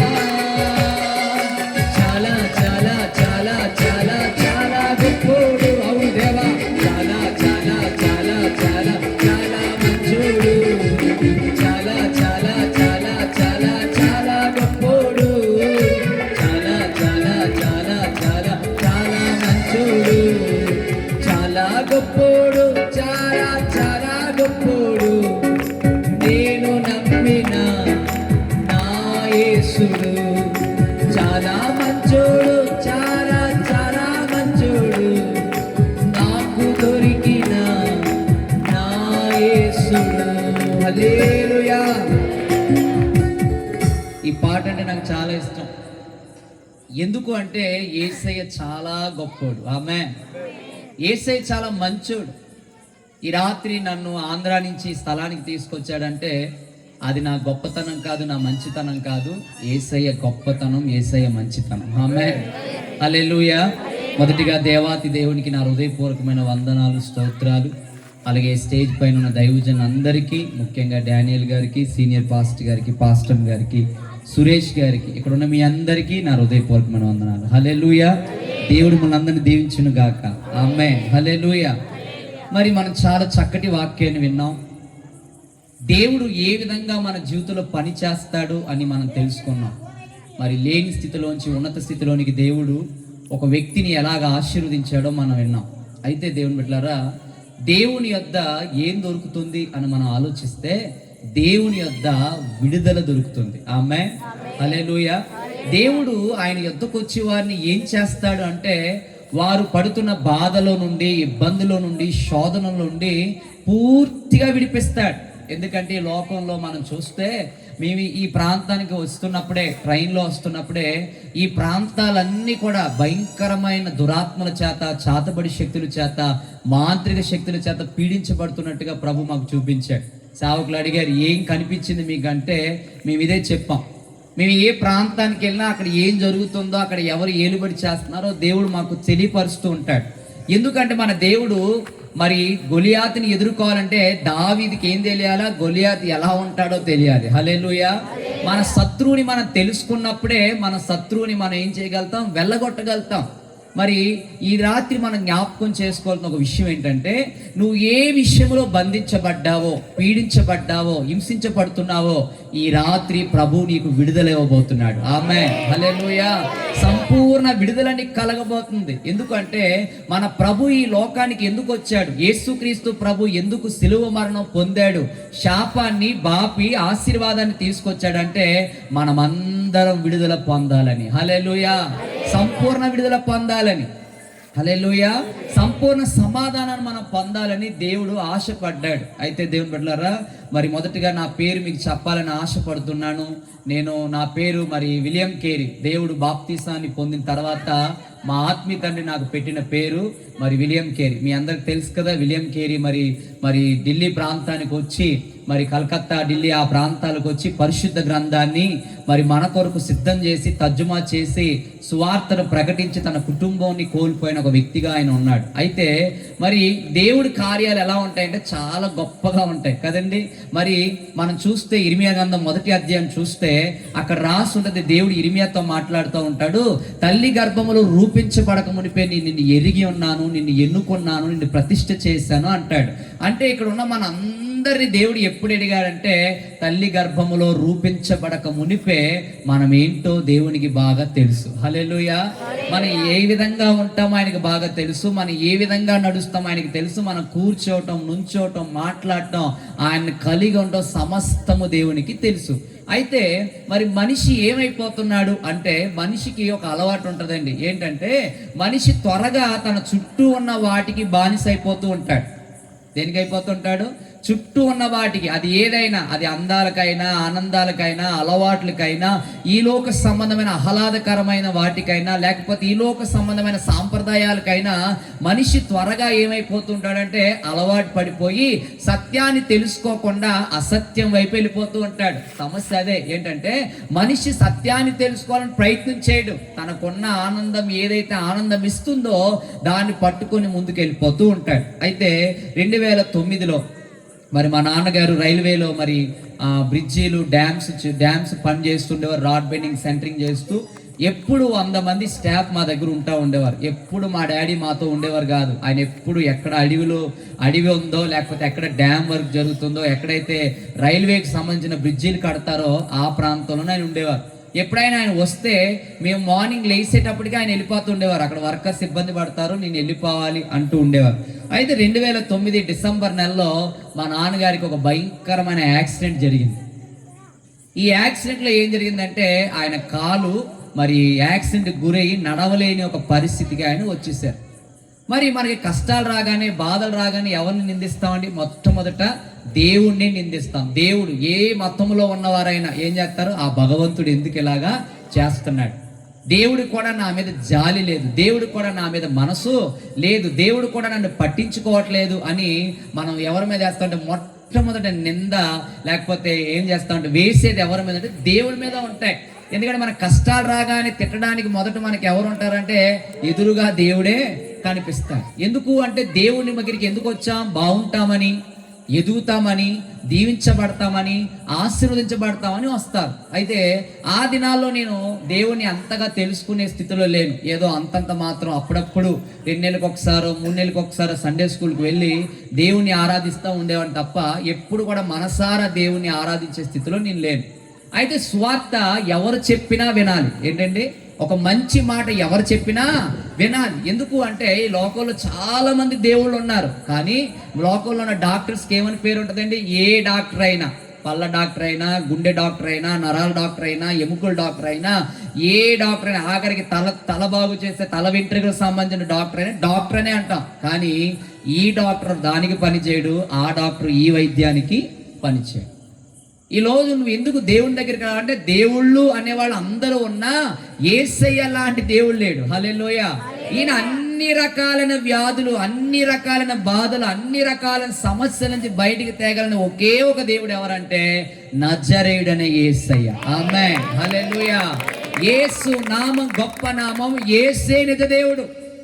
అయితే ఆ దినాల్లో నేను అంతంత మాత్రం ఆరాధిస్తుంటే ఒక వ్యక్తి దగ్గరికి వెళ్ళి నేను అన్నాను, ఆ దేవుడు కూడా మా కుటుంబం మీద ఏం లేదు, జాలి లేదు అన్నాను. ఆమె దేవుడిని తెలుసుకున్న వ్యక్తి కాదు. ఆమె వెంటనే అంది, నాన్న తమ్ముడు అలాగే దేవుణ్ణి అనకు. మనము చేసిన తప్పులు, మనం చేసిన పాపాలు అవ్వచ్చు, కొన్నిసార్లు కష్టాలు కూడా మంచిగా రావచ్చు గనక దేవుని అనకు, మరంతగా నువ్వు దేవునికి ప్రార్థన చేయని చెప్పింది. హల్లెలూయా. 17 ఏళ్ళు 18 ఏళ్ల వయసులో నేను ఉన్నాను. దేవుడు అంటే ఏంటి తెలియదు. ఇందాక ఇక్కడ ఆరాధన చేస్తుంటే యవనస్తులు అందరూ అలా కళ్ళు తెరిచి చూస్తుంటే నాకు అలా చూసినప్పుడు ఒక పక్కన బాధ అనిపించింది, ఇంకో పక్కన నవ్వు కూడా అనిపించింది. ఎందుకంటే వీళ్ళు ఎందుకు సరిగ్గా దేవుణ్ణి ఏకీవించి ఆరాధించలేకపోతున్నారని బాధ అనిపించింది. ఇంకొక వైపు అనిపించింది, ఒక రోజు నేను కూడా అలాగే చూశానని నవ్వు అనిపించింది. హల్లెలూయా. ఈ రోజు దేవుడి గురించి తెలిస్తే నువ్వు ఆ విధంగా ఉండవు. ఒక విషయం గుర్తుపెట్టుకోవాలి, అందరికంటే మొట్టమొదట నువ్వు ఎవరి గురించి తెలుసుకోవాలంటే నీ దేవుడు ఎంత గొప్ప దేవుడో తెలుసుకోవాలి, ఎంత శక్తివంతుడో తెలుసుకోవాలి, ఎలాంటి బలవంతుడో తెలుసుకోవాలి, అసలు ఆయన దగ్గరికి వస్తే నిన్ను ఎలాగ మార్చేస్తాడో తెలుసుకోవాలి. హల్లెలూయా. ఎందుకు నువ్వు ఈ విధంగా దేవుడిని ఆరాధించలేని స్థితిలో ఉన్నావంటే ఆయన ఏంటో నీకు తెలియట్లేదు, ఆయన ఏంటో, ఆయన గొప్పతనం ఏంటో నీకు తెలియట్లేదు. చూడండి, దావీదుని చూస్తే ఆయన గొర్రెల కాపరి, కానీ దేవుడు అతన్ని ఏం చేశాడు? రాజుగా చేశాడు. యెఫెతను చూస్తే శాపం కింద బతుకుతున్న వ్యక్తి, దేవుడు అతన్ని ఆశీర్వాదం కలిగిన వ్యక్తిగా చేశాడు. అబ్రహామును చూస్తే ఎక్కడో బొమ్మలు చేసుకుంటూ మరి ఏ విధమైన ఆనందాలు లేకుండా జీవిస్తున్న ఒక వ్యక్తిని దేవుడు ఏం చేశాడు? బయటికి తీసుకొచ్చి దేవుడు అతన్ని ఆశీర్వదించాడు. ఇలాగా బైబిల్ గ్రంథంలో చూస్తే ప్రతి బలహీనమైన వ్యక్తిని, దరిద్రుడిని దేవుడు ఆశీర్వాదానికి కర్తలుగా దేవుడు మార్చాడు. ఆమేన్. కారణం వాళ్ళు మనలాగా దేవుని ఆరాధించలేదు, మనలాగా దేవుని స్తుతించలేదు, నిజముగా దేవునికి మొర్ర పెట్టారు. ఆమేన్, హల్లెలూయా, హల్లెలూయా. అంతంత మాత్రం వెళ్తున్నాను. మా నాన్నగారు హాస్పిటల్ పాలైపోయాడు, ఇంకా ఆయన నడవడానికి ఏమాత్రం కూడా అవకాశాలు లేవు. ఎడంకాలు మరి ఏమైందంటే ఆటో యాక్సిడెంట్ అయ్యి ఎడంకాలు అలాగ పాదం నరికినట్లుగా అయిపోయింది. ఆయన నడవలేని స్థితికి వస్తాడు. ఫ్యామిలీ అంతా మూలబడిపోయింది, తినడానికి తిండి లేదు. నెల నెల లక్షలు సంపాదించే ఒక వ్యక్తి ఈరోజు ఏమీ తేలని ఒక వ్యక్తిగా ఆయన మూలన పడిపోయాడు. నాకు 3 అక్కలు, మా పెద్ద అక్కకి పెళ్ళి అయింది, 2 బాబులు పుట్టారు. మా రెండో అక్కకి మ్యారేజ్ అయింది, బాబు పుట్టాడు, 9వ నెల మరలా ఆమె ప్రెగ్నెంట్గా ఉంది. మా మూడో అక్కకి పెళ్ళి అయింది, 5వ నెల 4వ నెల ఆమె పెళ్ళి అయింది. అప్పటికి ఆమె 3వ నెల ప్రెగ్నెంట్గా ఉంది. మా రెండో అక్క రెండో ప్రెగ్నెన్సీకి, మా మూడో అక్క ఫస్ట్ ప్రెగ్నెన్సీకి 23 రోజులు తేడా.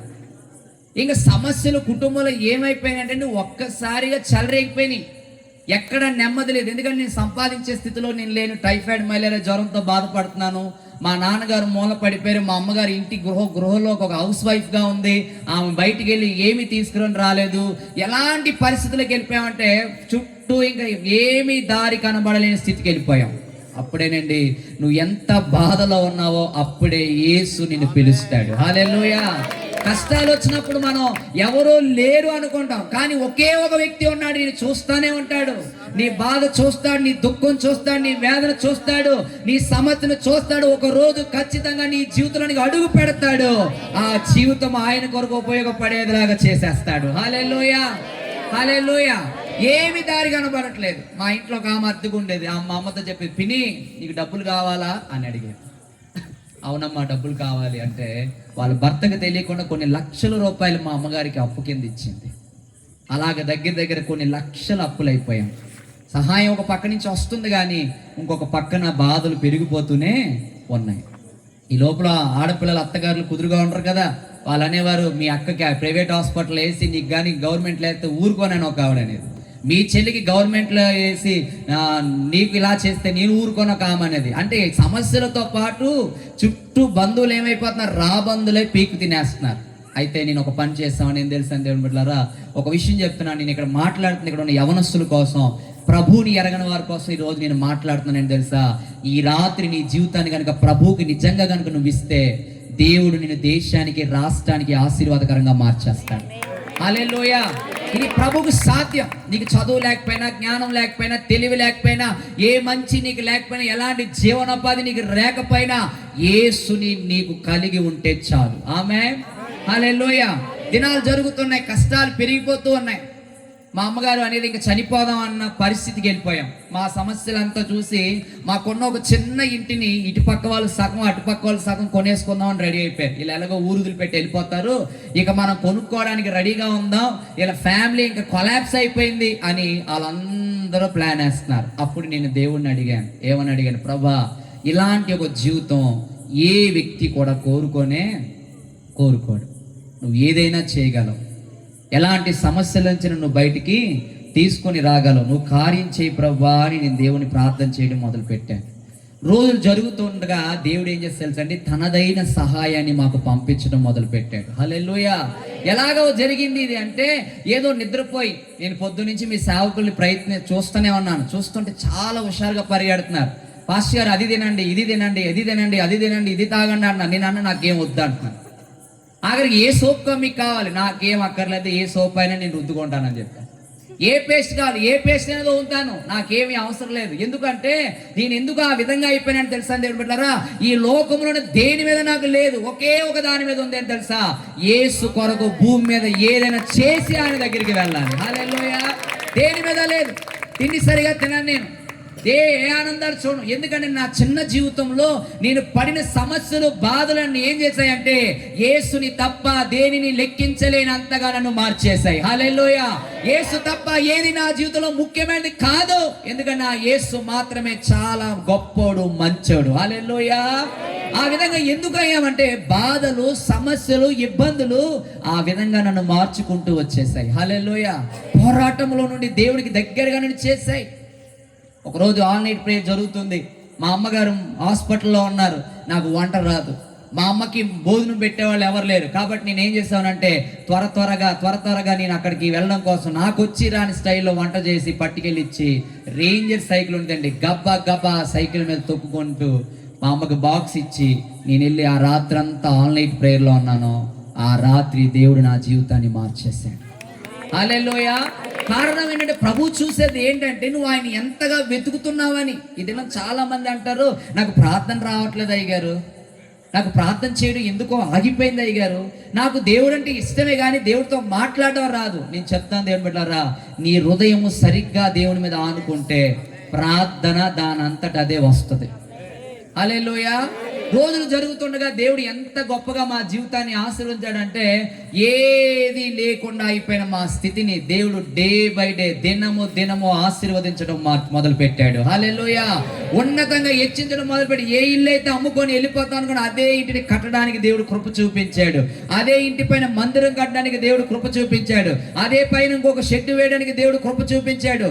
ఎన్నడూ సేవ చేయను అనుకున్న నన్ను దేవుడు తన వరాలతో నింపి, అభిషేకంతో నింపి, మంచి స్వరాన్నిచ్చి అనేక ప్రాంతాలకి దేవుడు నన్ను తీసుకెళ్లి వాడుకునేలాగా దేవుడు నన్ను ఆశీర్వదించాడు. హల్లెలూయా. కారణం ఏంటి తెలుసు, యేసు చాలా గొప్పవాడు. ఆమేన్.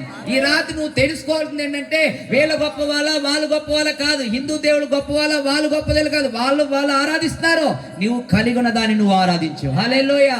నువ్వు కలిగి ఉన్న దాన్ని గట్టిగా పట్టుకో. ఎందుకో తెలుసా, యేసు నిన్ను ప్రపంచానికి ఆశీర్వాదంగా మార్చబోతున్నాడు, పట్టణానికి ఆశీర్వాదంగా మార్చబోతున్నాడు, ఈ గ్రామానికి ఆశీర్వాదంగా మార్చబోతున్నాడు, ఈ బళ్ళారిలో దేవుడు ఒక ఆశీర్వాదకరమైన వ్యక్తిగా నిన్ను మార్చబోతున్నాడు.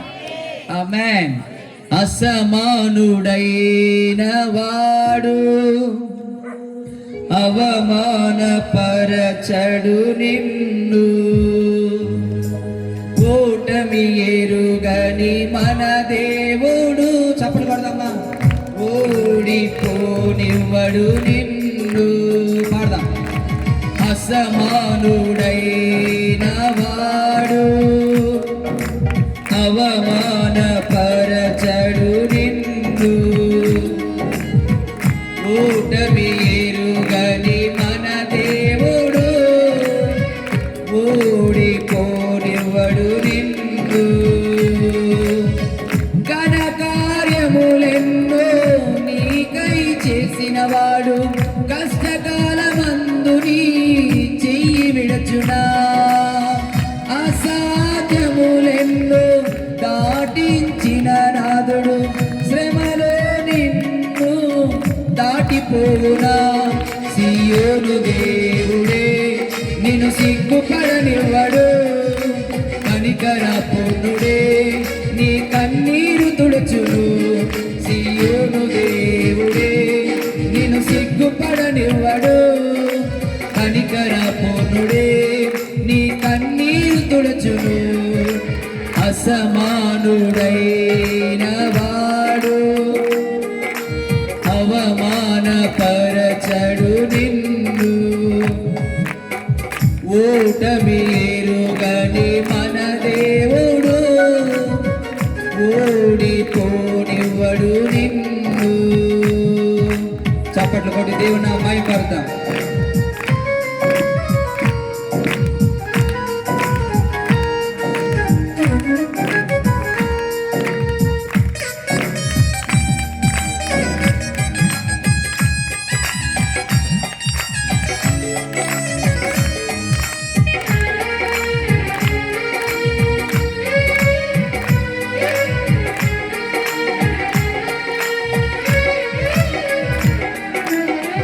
పరిస్థితులన్నీ చేయి జారిపోయినా, ఎంతగానో శ్రమపడినా ఫలితమేమి లేకున్నా, అనుకున్నవన్నీ దూరమైపోయినా, మంచి రోజులొస్తాయని నిరీక్షనే లేకున్నా, మారది తలరాతని దిగులు పడకుమా.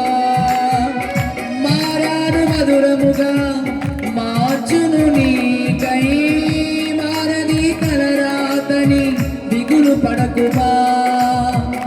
మారాను మధురముగా మార్చును నీకై. మేలులతో నిన్ను తృప్తిపరచును. అవును దేవా, మేలులతో నిన్ను తృప్తిపరచును. సియోను దేవుడే నిన్ను సిగ్గుపడనివ్వడు. కనికరపూర్ణుడే నీ కన్నీరు తుడచును. సియోను దేవుడే నిన్ను సిగ్గుపడనివ్వడు. కనికరపూర్ణుడే నీ కన్నీరు తుడచును. హల్లెలూయా. పరిస్థితులన్నీ చేయి జారిపోతున్నా కూడా ఒక విషయం గుర్తుపెట్టుకోవాలి, ఏంటంటే ప్రభు నీ చెయ్యి విడిచిపెట్టడం. ఆమె కారణం ఏంటంటే వేలాది రూపాయలు సంపాదిస్తున్న ఒక వ్యక్తి మూల పడిపోతే, కుటుంబం అంతా చితికిపోతే, ఏ దారి లేకపోతే యేసే మార్గమే నిలిచాడు. హల్లెలూయా. బంధువులందరూ రాబందులే పీక్కుతుంటుంటే యేసు నేనున్నాను భయపడకు అన్నాడు. హల్లెలూయా. నువ్వు ఏ స్థితిలో ఉన్న ఒక విషయం గుర్తుపెట్టుకో, యేసు నీకు తోడుగా ఉన్నాడు. నువ్వు నమ్మినా నమ్మకపోయినా ప్రభు నీ చేయి విడిచిపెట్టడు. ప్రభు నిన్ను విడిచిపెట్టి ఎక్కడికి వెళ్ళిపోడు. ఎందుకంటే ఆయన చెప్పాడు, విడువను ఎడబాయును అన్నాడు. హల్లెలూయా. విడువడు ఎడబాయుడు. కారణం ఏంటంటే దేవుడు నిన్ను ప్రేమిస్తున్నాడు. ఈ లోకంలో మనం ప్రేమిస్తాం దేన్ని? డబ్బుని ప్రేమిస్తాం, ఇంటిని ప్రేమిస్తాం, స్థలాన్ని ప్రేమిస్తాం, ఆస్తిని ప్రేమిస్తాం, ఈ లోకంలో వేటినా ప్రేమిస్తాం. కానీ యేసు చెప్పాడు కీర్తన గ్రంథం 2వ అధ్యాయంలో, నీవు నా సొత్తు అన్నాడు. హల్లెలూయా. యేసు మాత్రం లోకంలోని దేనిని ప్రేమించట్లేదు, లోకంలో నిన్ను ప్రేమిస్తున్నాడు. చూడారా ఎంత గొప్ప ప్రేమో. అందుకే నేను మొదట ఆ పాట పాడానని, చాలా మంచి దేవుడని. హల్లెలూయా.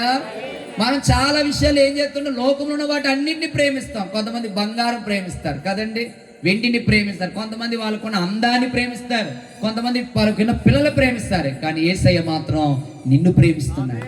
ఎవరున్నారు నిన్ను ప్రేమించేవాళ్ళు? నిజముగా నిన్ను ప్రేమించు, నీ భర్త నిన్ను ప్రేమించు, నిజంగా నీ భార్య నిన్ను ప్రేమించు, నిజంగా నీ పిల్లలు నిన్ను ప్రేమించరు. ఒకవేళ ప్రేమించిన ఏదో ఒక రోజు మరణమో ఏదో ఒక ద్వారా నిన్ను విడిచిపెట్టి వెళ్ళిపోతారు.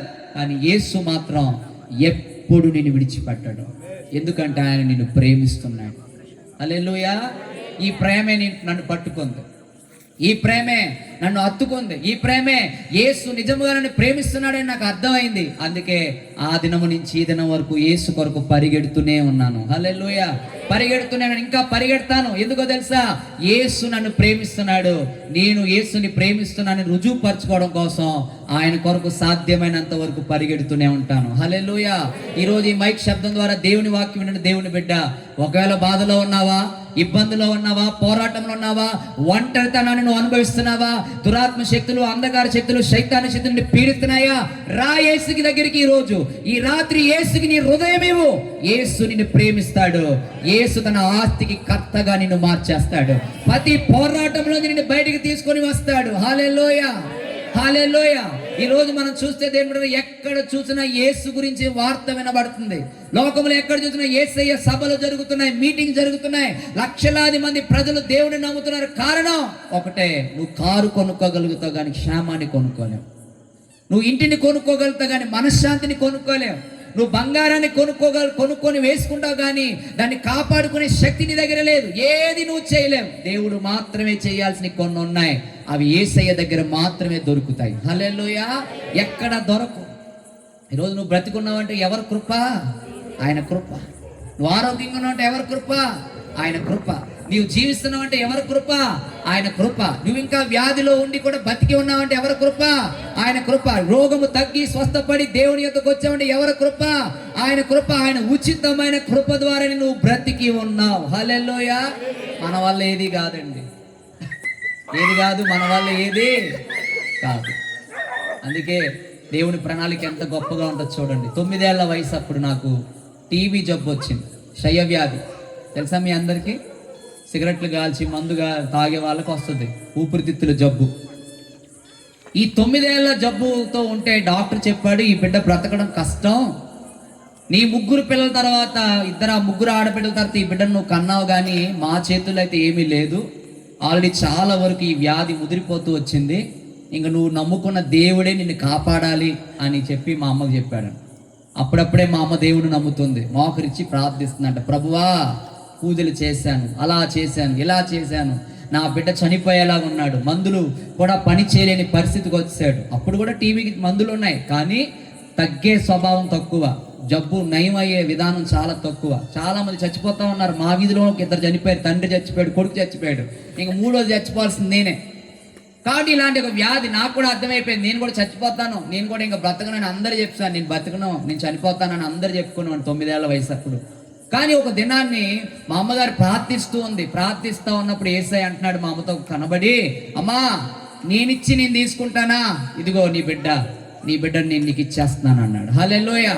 మా అమ్మకి ఏం అర్థం కాలేదు. అప్పుడు ఆలోచిస్తుంది కూర్చొని, దేవుడు ఇవ్వడం ఏంటి, నేను అక్కడ పూజ చేశాను, ఇక్కడ పూజ చేస్తే పుట్టాడు ఈ బిడ్డ, యేసయ్య ఇచ్చాను అంటున్నాడని ఆలోచిస్తే, నేను పుట్టక మునుపు బెల్లంపల్లి అవతల తాండూరు అని ఒక ఊరు ఉంది. ఆ ఊర్లో మా అమ్మ నాన్న ఈ డ్యామ్, ఇక్కడ రైల్వే పనులు చేయడానికి వెళ్తే, అక్కడ మా అమ్మ యేసయ్య మందిరానికి వెళ్తే పుట్టానంట నేను. హల్లెలూయా. అక్కడ మొక్కిందంట, యేసయ్య నువ్వు ఒక మగ బిడ్డనిస్తే 150 క్యాండిల్ వెలిగిచ్చేస్తాను, నీ మొక్కు తీర్చుకుంటాను అందంట. ఊరుకుంటాడా మరి? అందుకే 9 ఏళ్ల వయసు అప్పుడు క్షయవ్యాధి పెట్టి మోకరిల్లింప చేసి అడుగుతుంటే, ఈ బిడ్డను నీకు ఇచ్చాను, నువ్వు క్యాండిల్ వెలిగించి నువ్వు మొక్కు తీర్చుకున్నావు, కానీ నీ కొడుకుని ఒక వెలుగా నేను మార్చబోతున్నాను అన్నాడు. హల్లెలూయా. ఆ రోజే మా అమ్మకు అర్థమైంది, ఈ బిడ్డ నాకు ఏ దేవుడు ఇవ్వలేదు, యేసయ్య నాకు ఇచ్చాడు, ఈ బిడ్డని నేను యేసయ్యకి ఇచ్చేస్తాను అంది. హల్లెలూయా. ఎవరు మర్చిపోతారండి? నువ్వు మర్చిపోవచ్చు, నీ గురించి నీ స్నేహితులు మర్చిపోవచ్చు, బంధువులు మర్చిపోవచ్చు, కానీ యేసయ్య మర్చిపోడు. హల్లెలూయా. ఆ దినమే యేసయ్య నన్ను స్వస్థపరిచాడు. ఈ రోజు మీ మధ్యలో నన్ను దేవుడు సజీవుడిగా ఉంచాడు. ఆమేన్. కారణం, చాలా గొప్ప దేవుడు నువ్వు కలిగి ఉన్నావు. ఒకవేళ నేను సాతాను శోధిస్తున్నాడా, పర్వాలేదు, ఈ రాత్రి నీకు విడుదల రాబోతుంది. ఆమేన్. ఒకవేళ నీ బంధకాలని పట్టి పీడిస్తున్నాయా, పర్వాలేదు, ఈ రాత్రి యేసు నీ బంధకాలు తెంచబోతున్నాడు. ఒకవేళ రోగం నీ శరీరంలో ఉందా, డాక్టర్స్ ఇంక తగ్గదు అని కుదరని వ్యాధిగా నీ శరీరంలో ఉందా, ఊపిరితిత్తులు పాడైపోయినా, రక్తం పాడైపోయిందా, శరీరము గుండె పాడైపోయిందా, ఏ అవయవం పాడైపోయినా పర్వాలేదు, యేసు నిన్ను ఈ రాత్రి స్వస్థపరచబోతున్నాడు.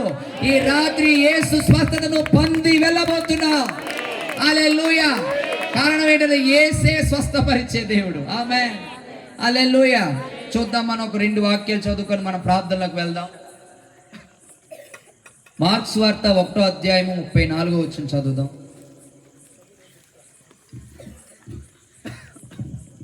ఆయన నానావిధ రోగముల చేత పీడింపబడిన అనేకులను స్వస్థపరిచి అనేకమైన దయ్యములను వెళ్ళగొట్టెను. హల్లెలూయా.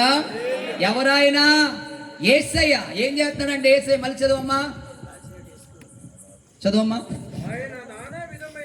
ఆయన నానా విధములైన రోగములు అంటే ఒక్క విధమైన కాదు, ఏ రకమైన వ్యాధి అయినా పీడించబడిన అనేకులను స్వస్థపరచుచు అనేకమైన దయ్యములను వెళ్ళగొట్టెను. హల్లెలూయా.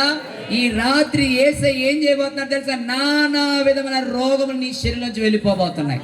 నానా విధ దురాత్మలు పారదొలబోతున్నాడు. నీకు నిద్ర పట్టకుండా, నీకు మంచి ఆలోచన కలగకుండా, నిన్ను రకరకాలుగా గలిబిలి చేసిన ప్రతి వ్యాధి, దురాత్మ నిన్ను విడిచిపెట్టి వెళ్ళిపోబోతున్నాయి. కారణం ఏంటి తెలుసా? యేసు ఈ రాత్రి నిన్ను స్వస్థపరచబోతున్నాడు. హల్లెలూయా. హల్లెలూయా. నేను సేవకు వచ్చి 15 సంవత్సరాలు అయింది దేవుని బిడ్డలారా. ఈ 15 ఏళ్ల అనుభవాల్లో నేను ఎవరి మీద ఆధారపడలేదు, యేసయ్య మీద మాత్రమే ఆధారపడ్డాను. హల్లెలూయా. గొప్ప గొప్ప స్వస్థతలు దేవుడు నా ద్వారా జరిగించాడు. క్యాన్సర్ పేషెంట్స్ హీల్ అయ్యారు, కిడ్నీలు పాడైన వాళ్ళు హీల్ అయ్యారు, గుండె జబ్బులు గలవారు హీల్ అయ్యారు, రకరకాలైన వ్యాధుల నుంచి ప్రజలు విడుదల పొందారు. కారణం ఏంటి తెలుసా? నాలో లేదు కానీ ఆ శక్తి, నేను నమ్మిన యేసులో ఆ శక్తి ఉంది. హల్లెలూయా. అయితే ఈ రాత్రి నీకు స్వస్థత రావాలంటే నువ్వేం చేయాలి తెలుసా? యేసుని నమ్మాలి. ఏం చేయాలండి? మొదట సేవకులు చెప్పారు కదా, ఏం చెప్పారు? నువ్వు యేసు మీద ఏముంచాలి? నమ్మకం. హల్లెలూయా. ఇందాక సురేష్ బ్రదర్ కూడా చెప్పారు. ఏం చెప్పారు? నేను ఇలాంటి స్థితిలో ఉన్నప్పుడు యేసు వైపు తిరిగాను, యేసు నా జీవితాన్ని మార్చాడు. అంటే ఆ దినం ఆయన అనుకొని ఉంటాడు ఏమంటే, యేసు నా జీవితాన్ని మారుస్తాడు, నన్ను ఆశీర్వదిస్తాడని నమ్మాడు. హల్లెలూయా. అందుకే ఈ రాత్రి నువ్వేం చేయాలంటే, ఎలాంటి వ్యాధి చేత నువ్వు పీడించబడుతున్నా ఈ రాత్రి యేసుని నమ్ముతాడు, స్వస్థపరుస్తాడని కనుక నువ్వు నమ్మితే ఆయన ఈ రాత్రి నీకు విడుదల ఇస్తాడు. హల్లెలూయా.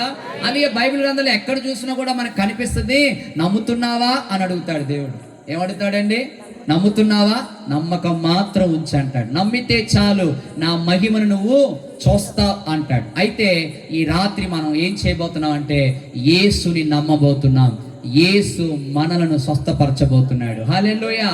ఎందుకంటే నేనే సాక్ష్యం, నా తండ్రి ఒక సాక్ష్యం. నా తండ్రి స్వస్థపడ్డాడు, నా తండ్రికి దేవుడు కృప చూపించాడు. ఆ తర్వాత ఆయన వ్యాధి నుంచి కోలుకున్నాడు, తిరిగి నడుస్తున్నాడు. ఈ రోజు వరకు కూడా ఏ మనిషి మీద ఆధారపడకుండా దేవుని కృప చేత ఆయన నింపబడ్డాడు. హల్లెలూయా. నేను స్వస్థపడ్డాను, నా ద్వారా దేవుడు అనేకులు స్వస్థపరిచాడు. ఈ రాత్రి మొదట దేవుడు నిన్ను స్వస్థపరుస్తాడు, నీ ద్వారా అనేకులు దేవుడు స్వస్థపరచబోతున్నాడు. నీకు దేవుడు స్వస్థత ఇచ్చి నీ ద్వారా అనేకులు స్వస్థత పొందేలాగా యేసు కార్యము చేయబోతున్నాడు. హల్లెలూయా. అందుకే నేను పాట పాడాను. ఏ పాట? చాలా గొప్ప దేవుడు. హల్లెలూయా. చాలా మంచి దేవుడు. నువ్వు ఏ పరిస్థితిలో ఉన్నా ఒకే ఒక కేక ఈరోజు, యేసయ్యా నన్ను జ్ఞాపకం చేసుకో, నేను నిన్ను నమ్ముతున్నాను. హల్లెలూయా. యేసయ్యా నేను నిన్ను నమ్ముతున్నాను అని కనుక నువ్వు మొర్ర పెడితే యేసు ఈ రాత్రి నీకు విడుదల ఇవ్వబోతున్నాడు. హల్లెలూయా. అందరు లేచి నిలబడదామా? మనం కొద్దిసేపు ప్రార్థిద్దాం. హల్లెలూయా. అగ్నిగుండములు నిట్టివేసిన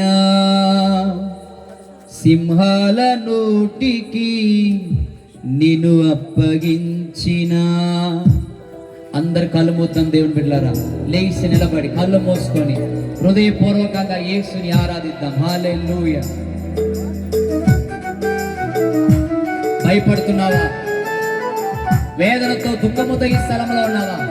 ఏంటి నా జీవితం, ఈ ఒంటరి జీవితానికి మార్గమే లేదని బాధపడుతున్నావా? పర్వాలేదు, యేసు ఈ రాత్రిని స్వస్థపరచబోతున్నాడు. దేవుని స్వస్థత నీ పైకి దిగి రాబోతోంది. నీ బంధకాలని రాత్రి ఊడిపోబోతున్నాయి.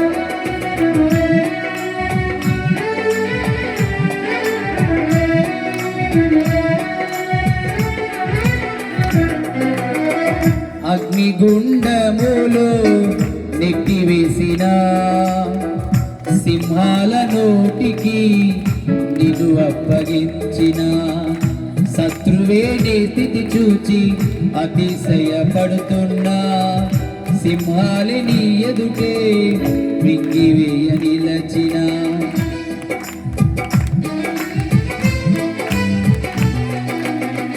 అగ్నిగుండములో నెట్టివేసిన సింహాల నోటికి నిన్ను అప్పగించిన శత్రువే నీ స్థితి చూచి అతిశయపడుచున్నా సింహాలు నీ ఎదుటే మృంగివేయ నిలచిన నాకు ఏల శ్రమలంటూ కృంగిపోకుమా పేరు చూడు యేసునే అగ్నిలో నిలచును నీకై నాకు ఏల శ్రమలంటూ కృంగిపోకుమా పేరు చూడు యేసుని అగ్నిలో నిలచును నీకై శత్రువు చేతికి నిన్ను అప్పగించడు. అవును దేవుడు శత్రువు చేతికి నిన్ను అప్పగించడు.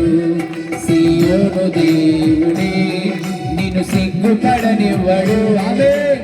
కనికరపూర్ణుడే నీ కన్నీరు తుడచును. కళ్ళు మూసుకొని పాడాల, నోరు తెరవాల. నిన్ను సిగ్గుపడనివ్వడు.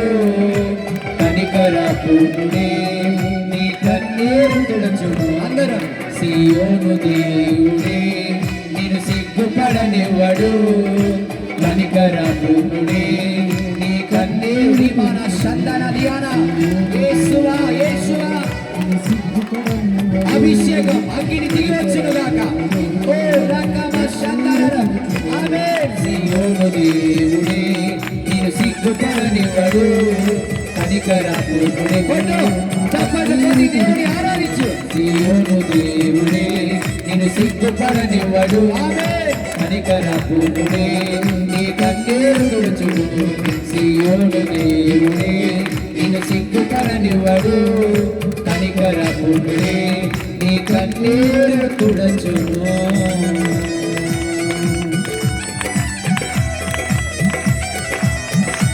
ఏ స్థితిలో ఉన్నా, ఏ స్థితిలో ఉన్నా, ఏ పరిస్థితిలో ఉన్నా, యేసు ఒక అభిషేకం, యేసు ఒక ఆత్మ నిన్ను తాకుతుంది. రాత్రి కృంగిపోయావా? దురాత్మల చేత పీడించబడుతున్నావా? ఒంటరితనము చేత బాధపడుతున్నావా? చనిపోవాలి చనిపోవాలని ప్రేరేపించబడుతున్నావా? ఇక నాకు ఏమీ జరగదు, నా జీవితం అయిపోయింది అని నువ్వు బాధపడుతున్నావా? లే, యేసు ఇక్కడ సంచరిస్తున్నాడు. లే, నీ హృదయం యేసుకి ఇవ్వు.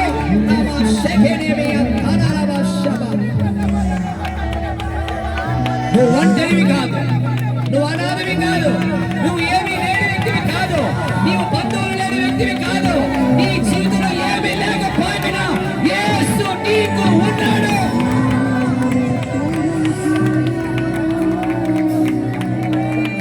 దేవుడు బిడ్డ తిరుగు. ఎంతకాలం కఠినంగా ఉంటావు? ఇదిగో మీ మధ్యలో ఉన్న ఒక యవనస్తుడు, ఒక దినం అన్యుడు, యేసుని ఎరగని వ్యక్తి ఈరోజు యేసుని ఎరిగి ఎంత ఆనందంగా ఉన్నాడు. ఎంతకాలం బంధకంలో ఉంటావు? ఎంతకాలం ఒంటరితనంలో అనుభవిస్తావు? ఎంతకాలం అప్పులలో కూడుకుపోయి ఉంటావు? ఎంతకాలం వ్యాధులు నశించిపోతావు? నువ్వు చనిపోవాలని దేవుడికి ఇష్టం లేదు. నువ్వు చనిపోతావని నీకు అనిపిస్తుంది, నువ్వు చనిపోతావు నీ బంధువులు అనుకుంటున్నారు, కానీ నువ్వు చనిపోవడం యేసయ్యకి ఇష్టం లేదు. ఎందుకో తెలుసా? దేవుని బిడ్డ విను, ఎందుకో తెలుసా? నీ కొరకు యేసు కల్వారి సిలువలో చనిపోయాడు. కల్వారి సిలువలో చనిపోయాడు, రక్తము కార్చాడు.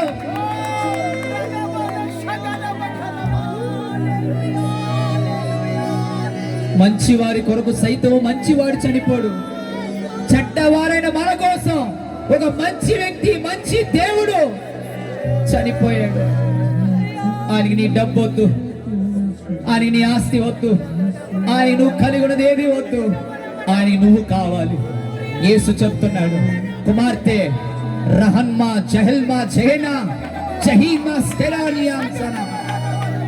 ప్రవళిక ప్రవళిక, ఈ శబ్దం ద్వారా నీ వింటున్న ప్రవళిక, ప్రభు నిన్ను పిలుస్తున్నాడు.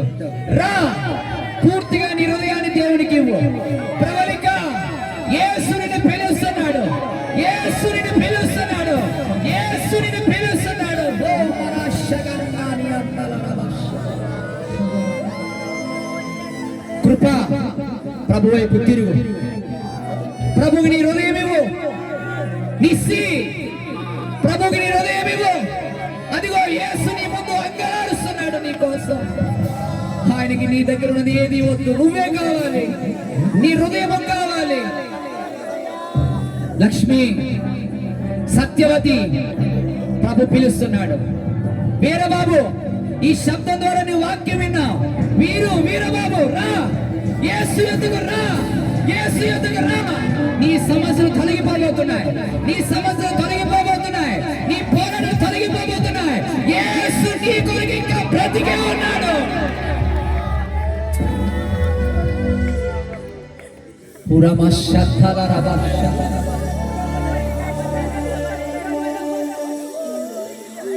అలిసిపోయావు కదూ, జీవితంలో పోరాడి పోరాడి పోరాడి అలిసిపోయావు కదూ. రా, యేసు దగ్గర నీకు మనశ్శాంతి దొరుకుతుంది, యేసు దగ్గర నీకు నెమ్మది దొరుకుతుంది, యేసు దగ్గర కృప దొరుకుతుంది. నువ్వు చనిపోవు, నువ్వు బ్రతుకుతావు. యేసయ్య నిన్ను బతికించబోతున్నాడు. Thank you holy spirit.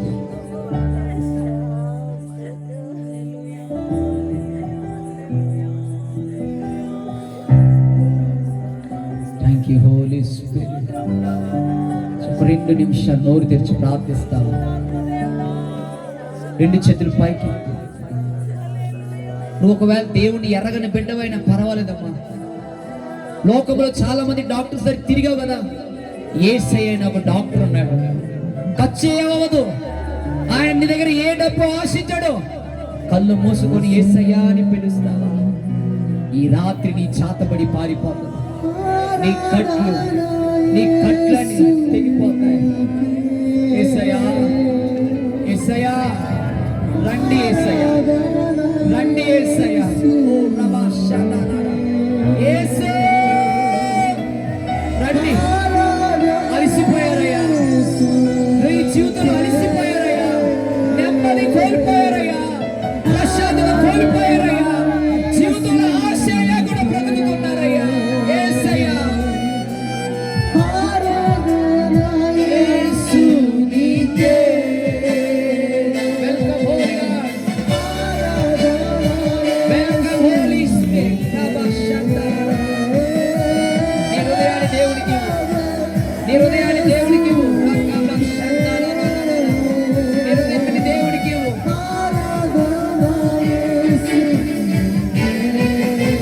ఎవరు విడిచిపెట్టిన యేసు నిన్ను విడవడు. Get ready, God is here. దేవుడి సర్వ సంచరిస్తున్నాడు.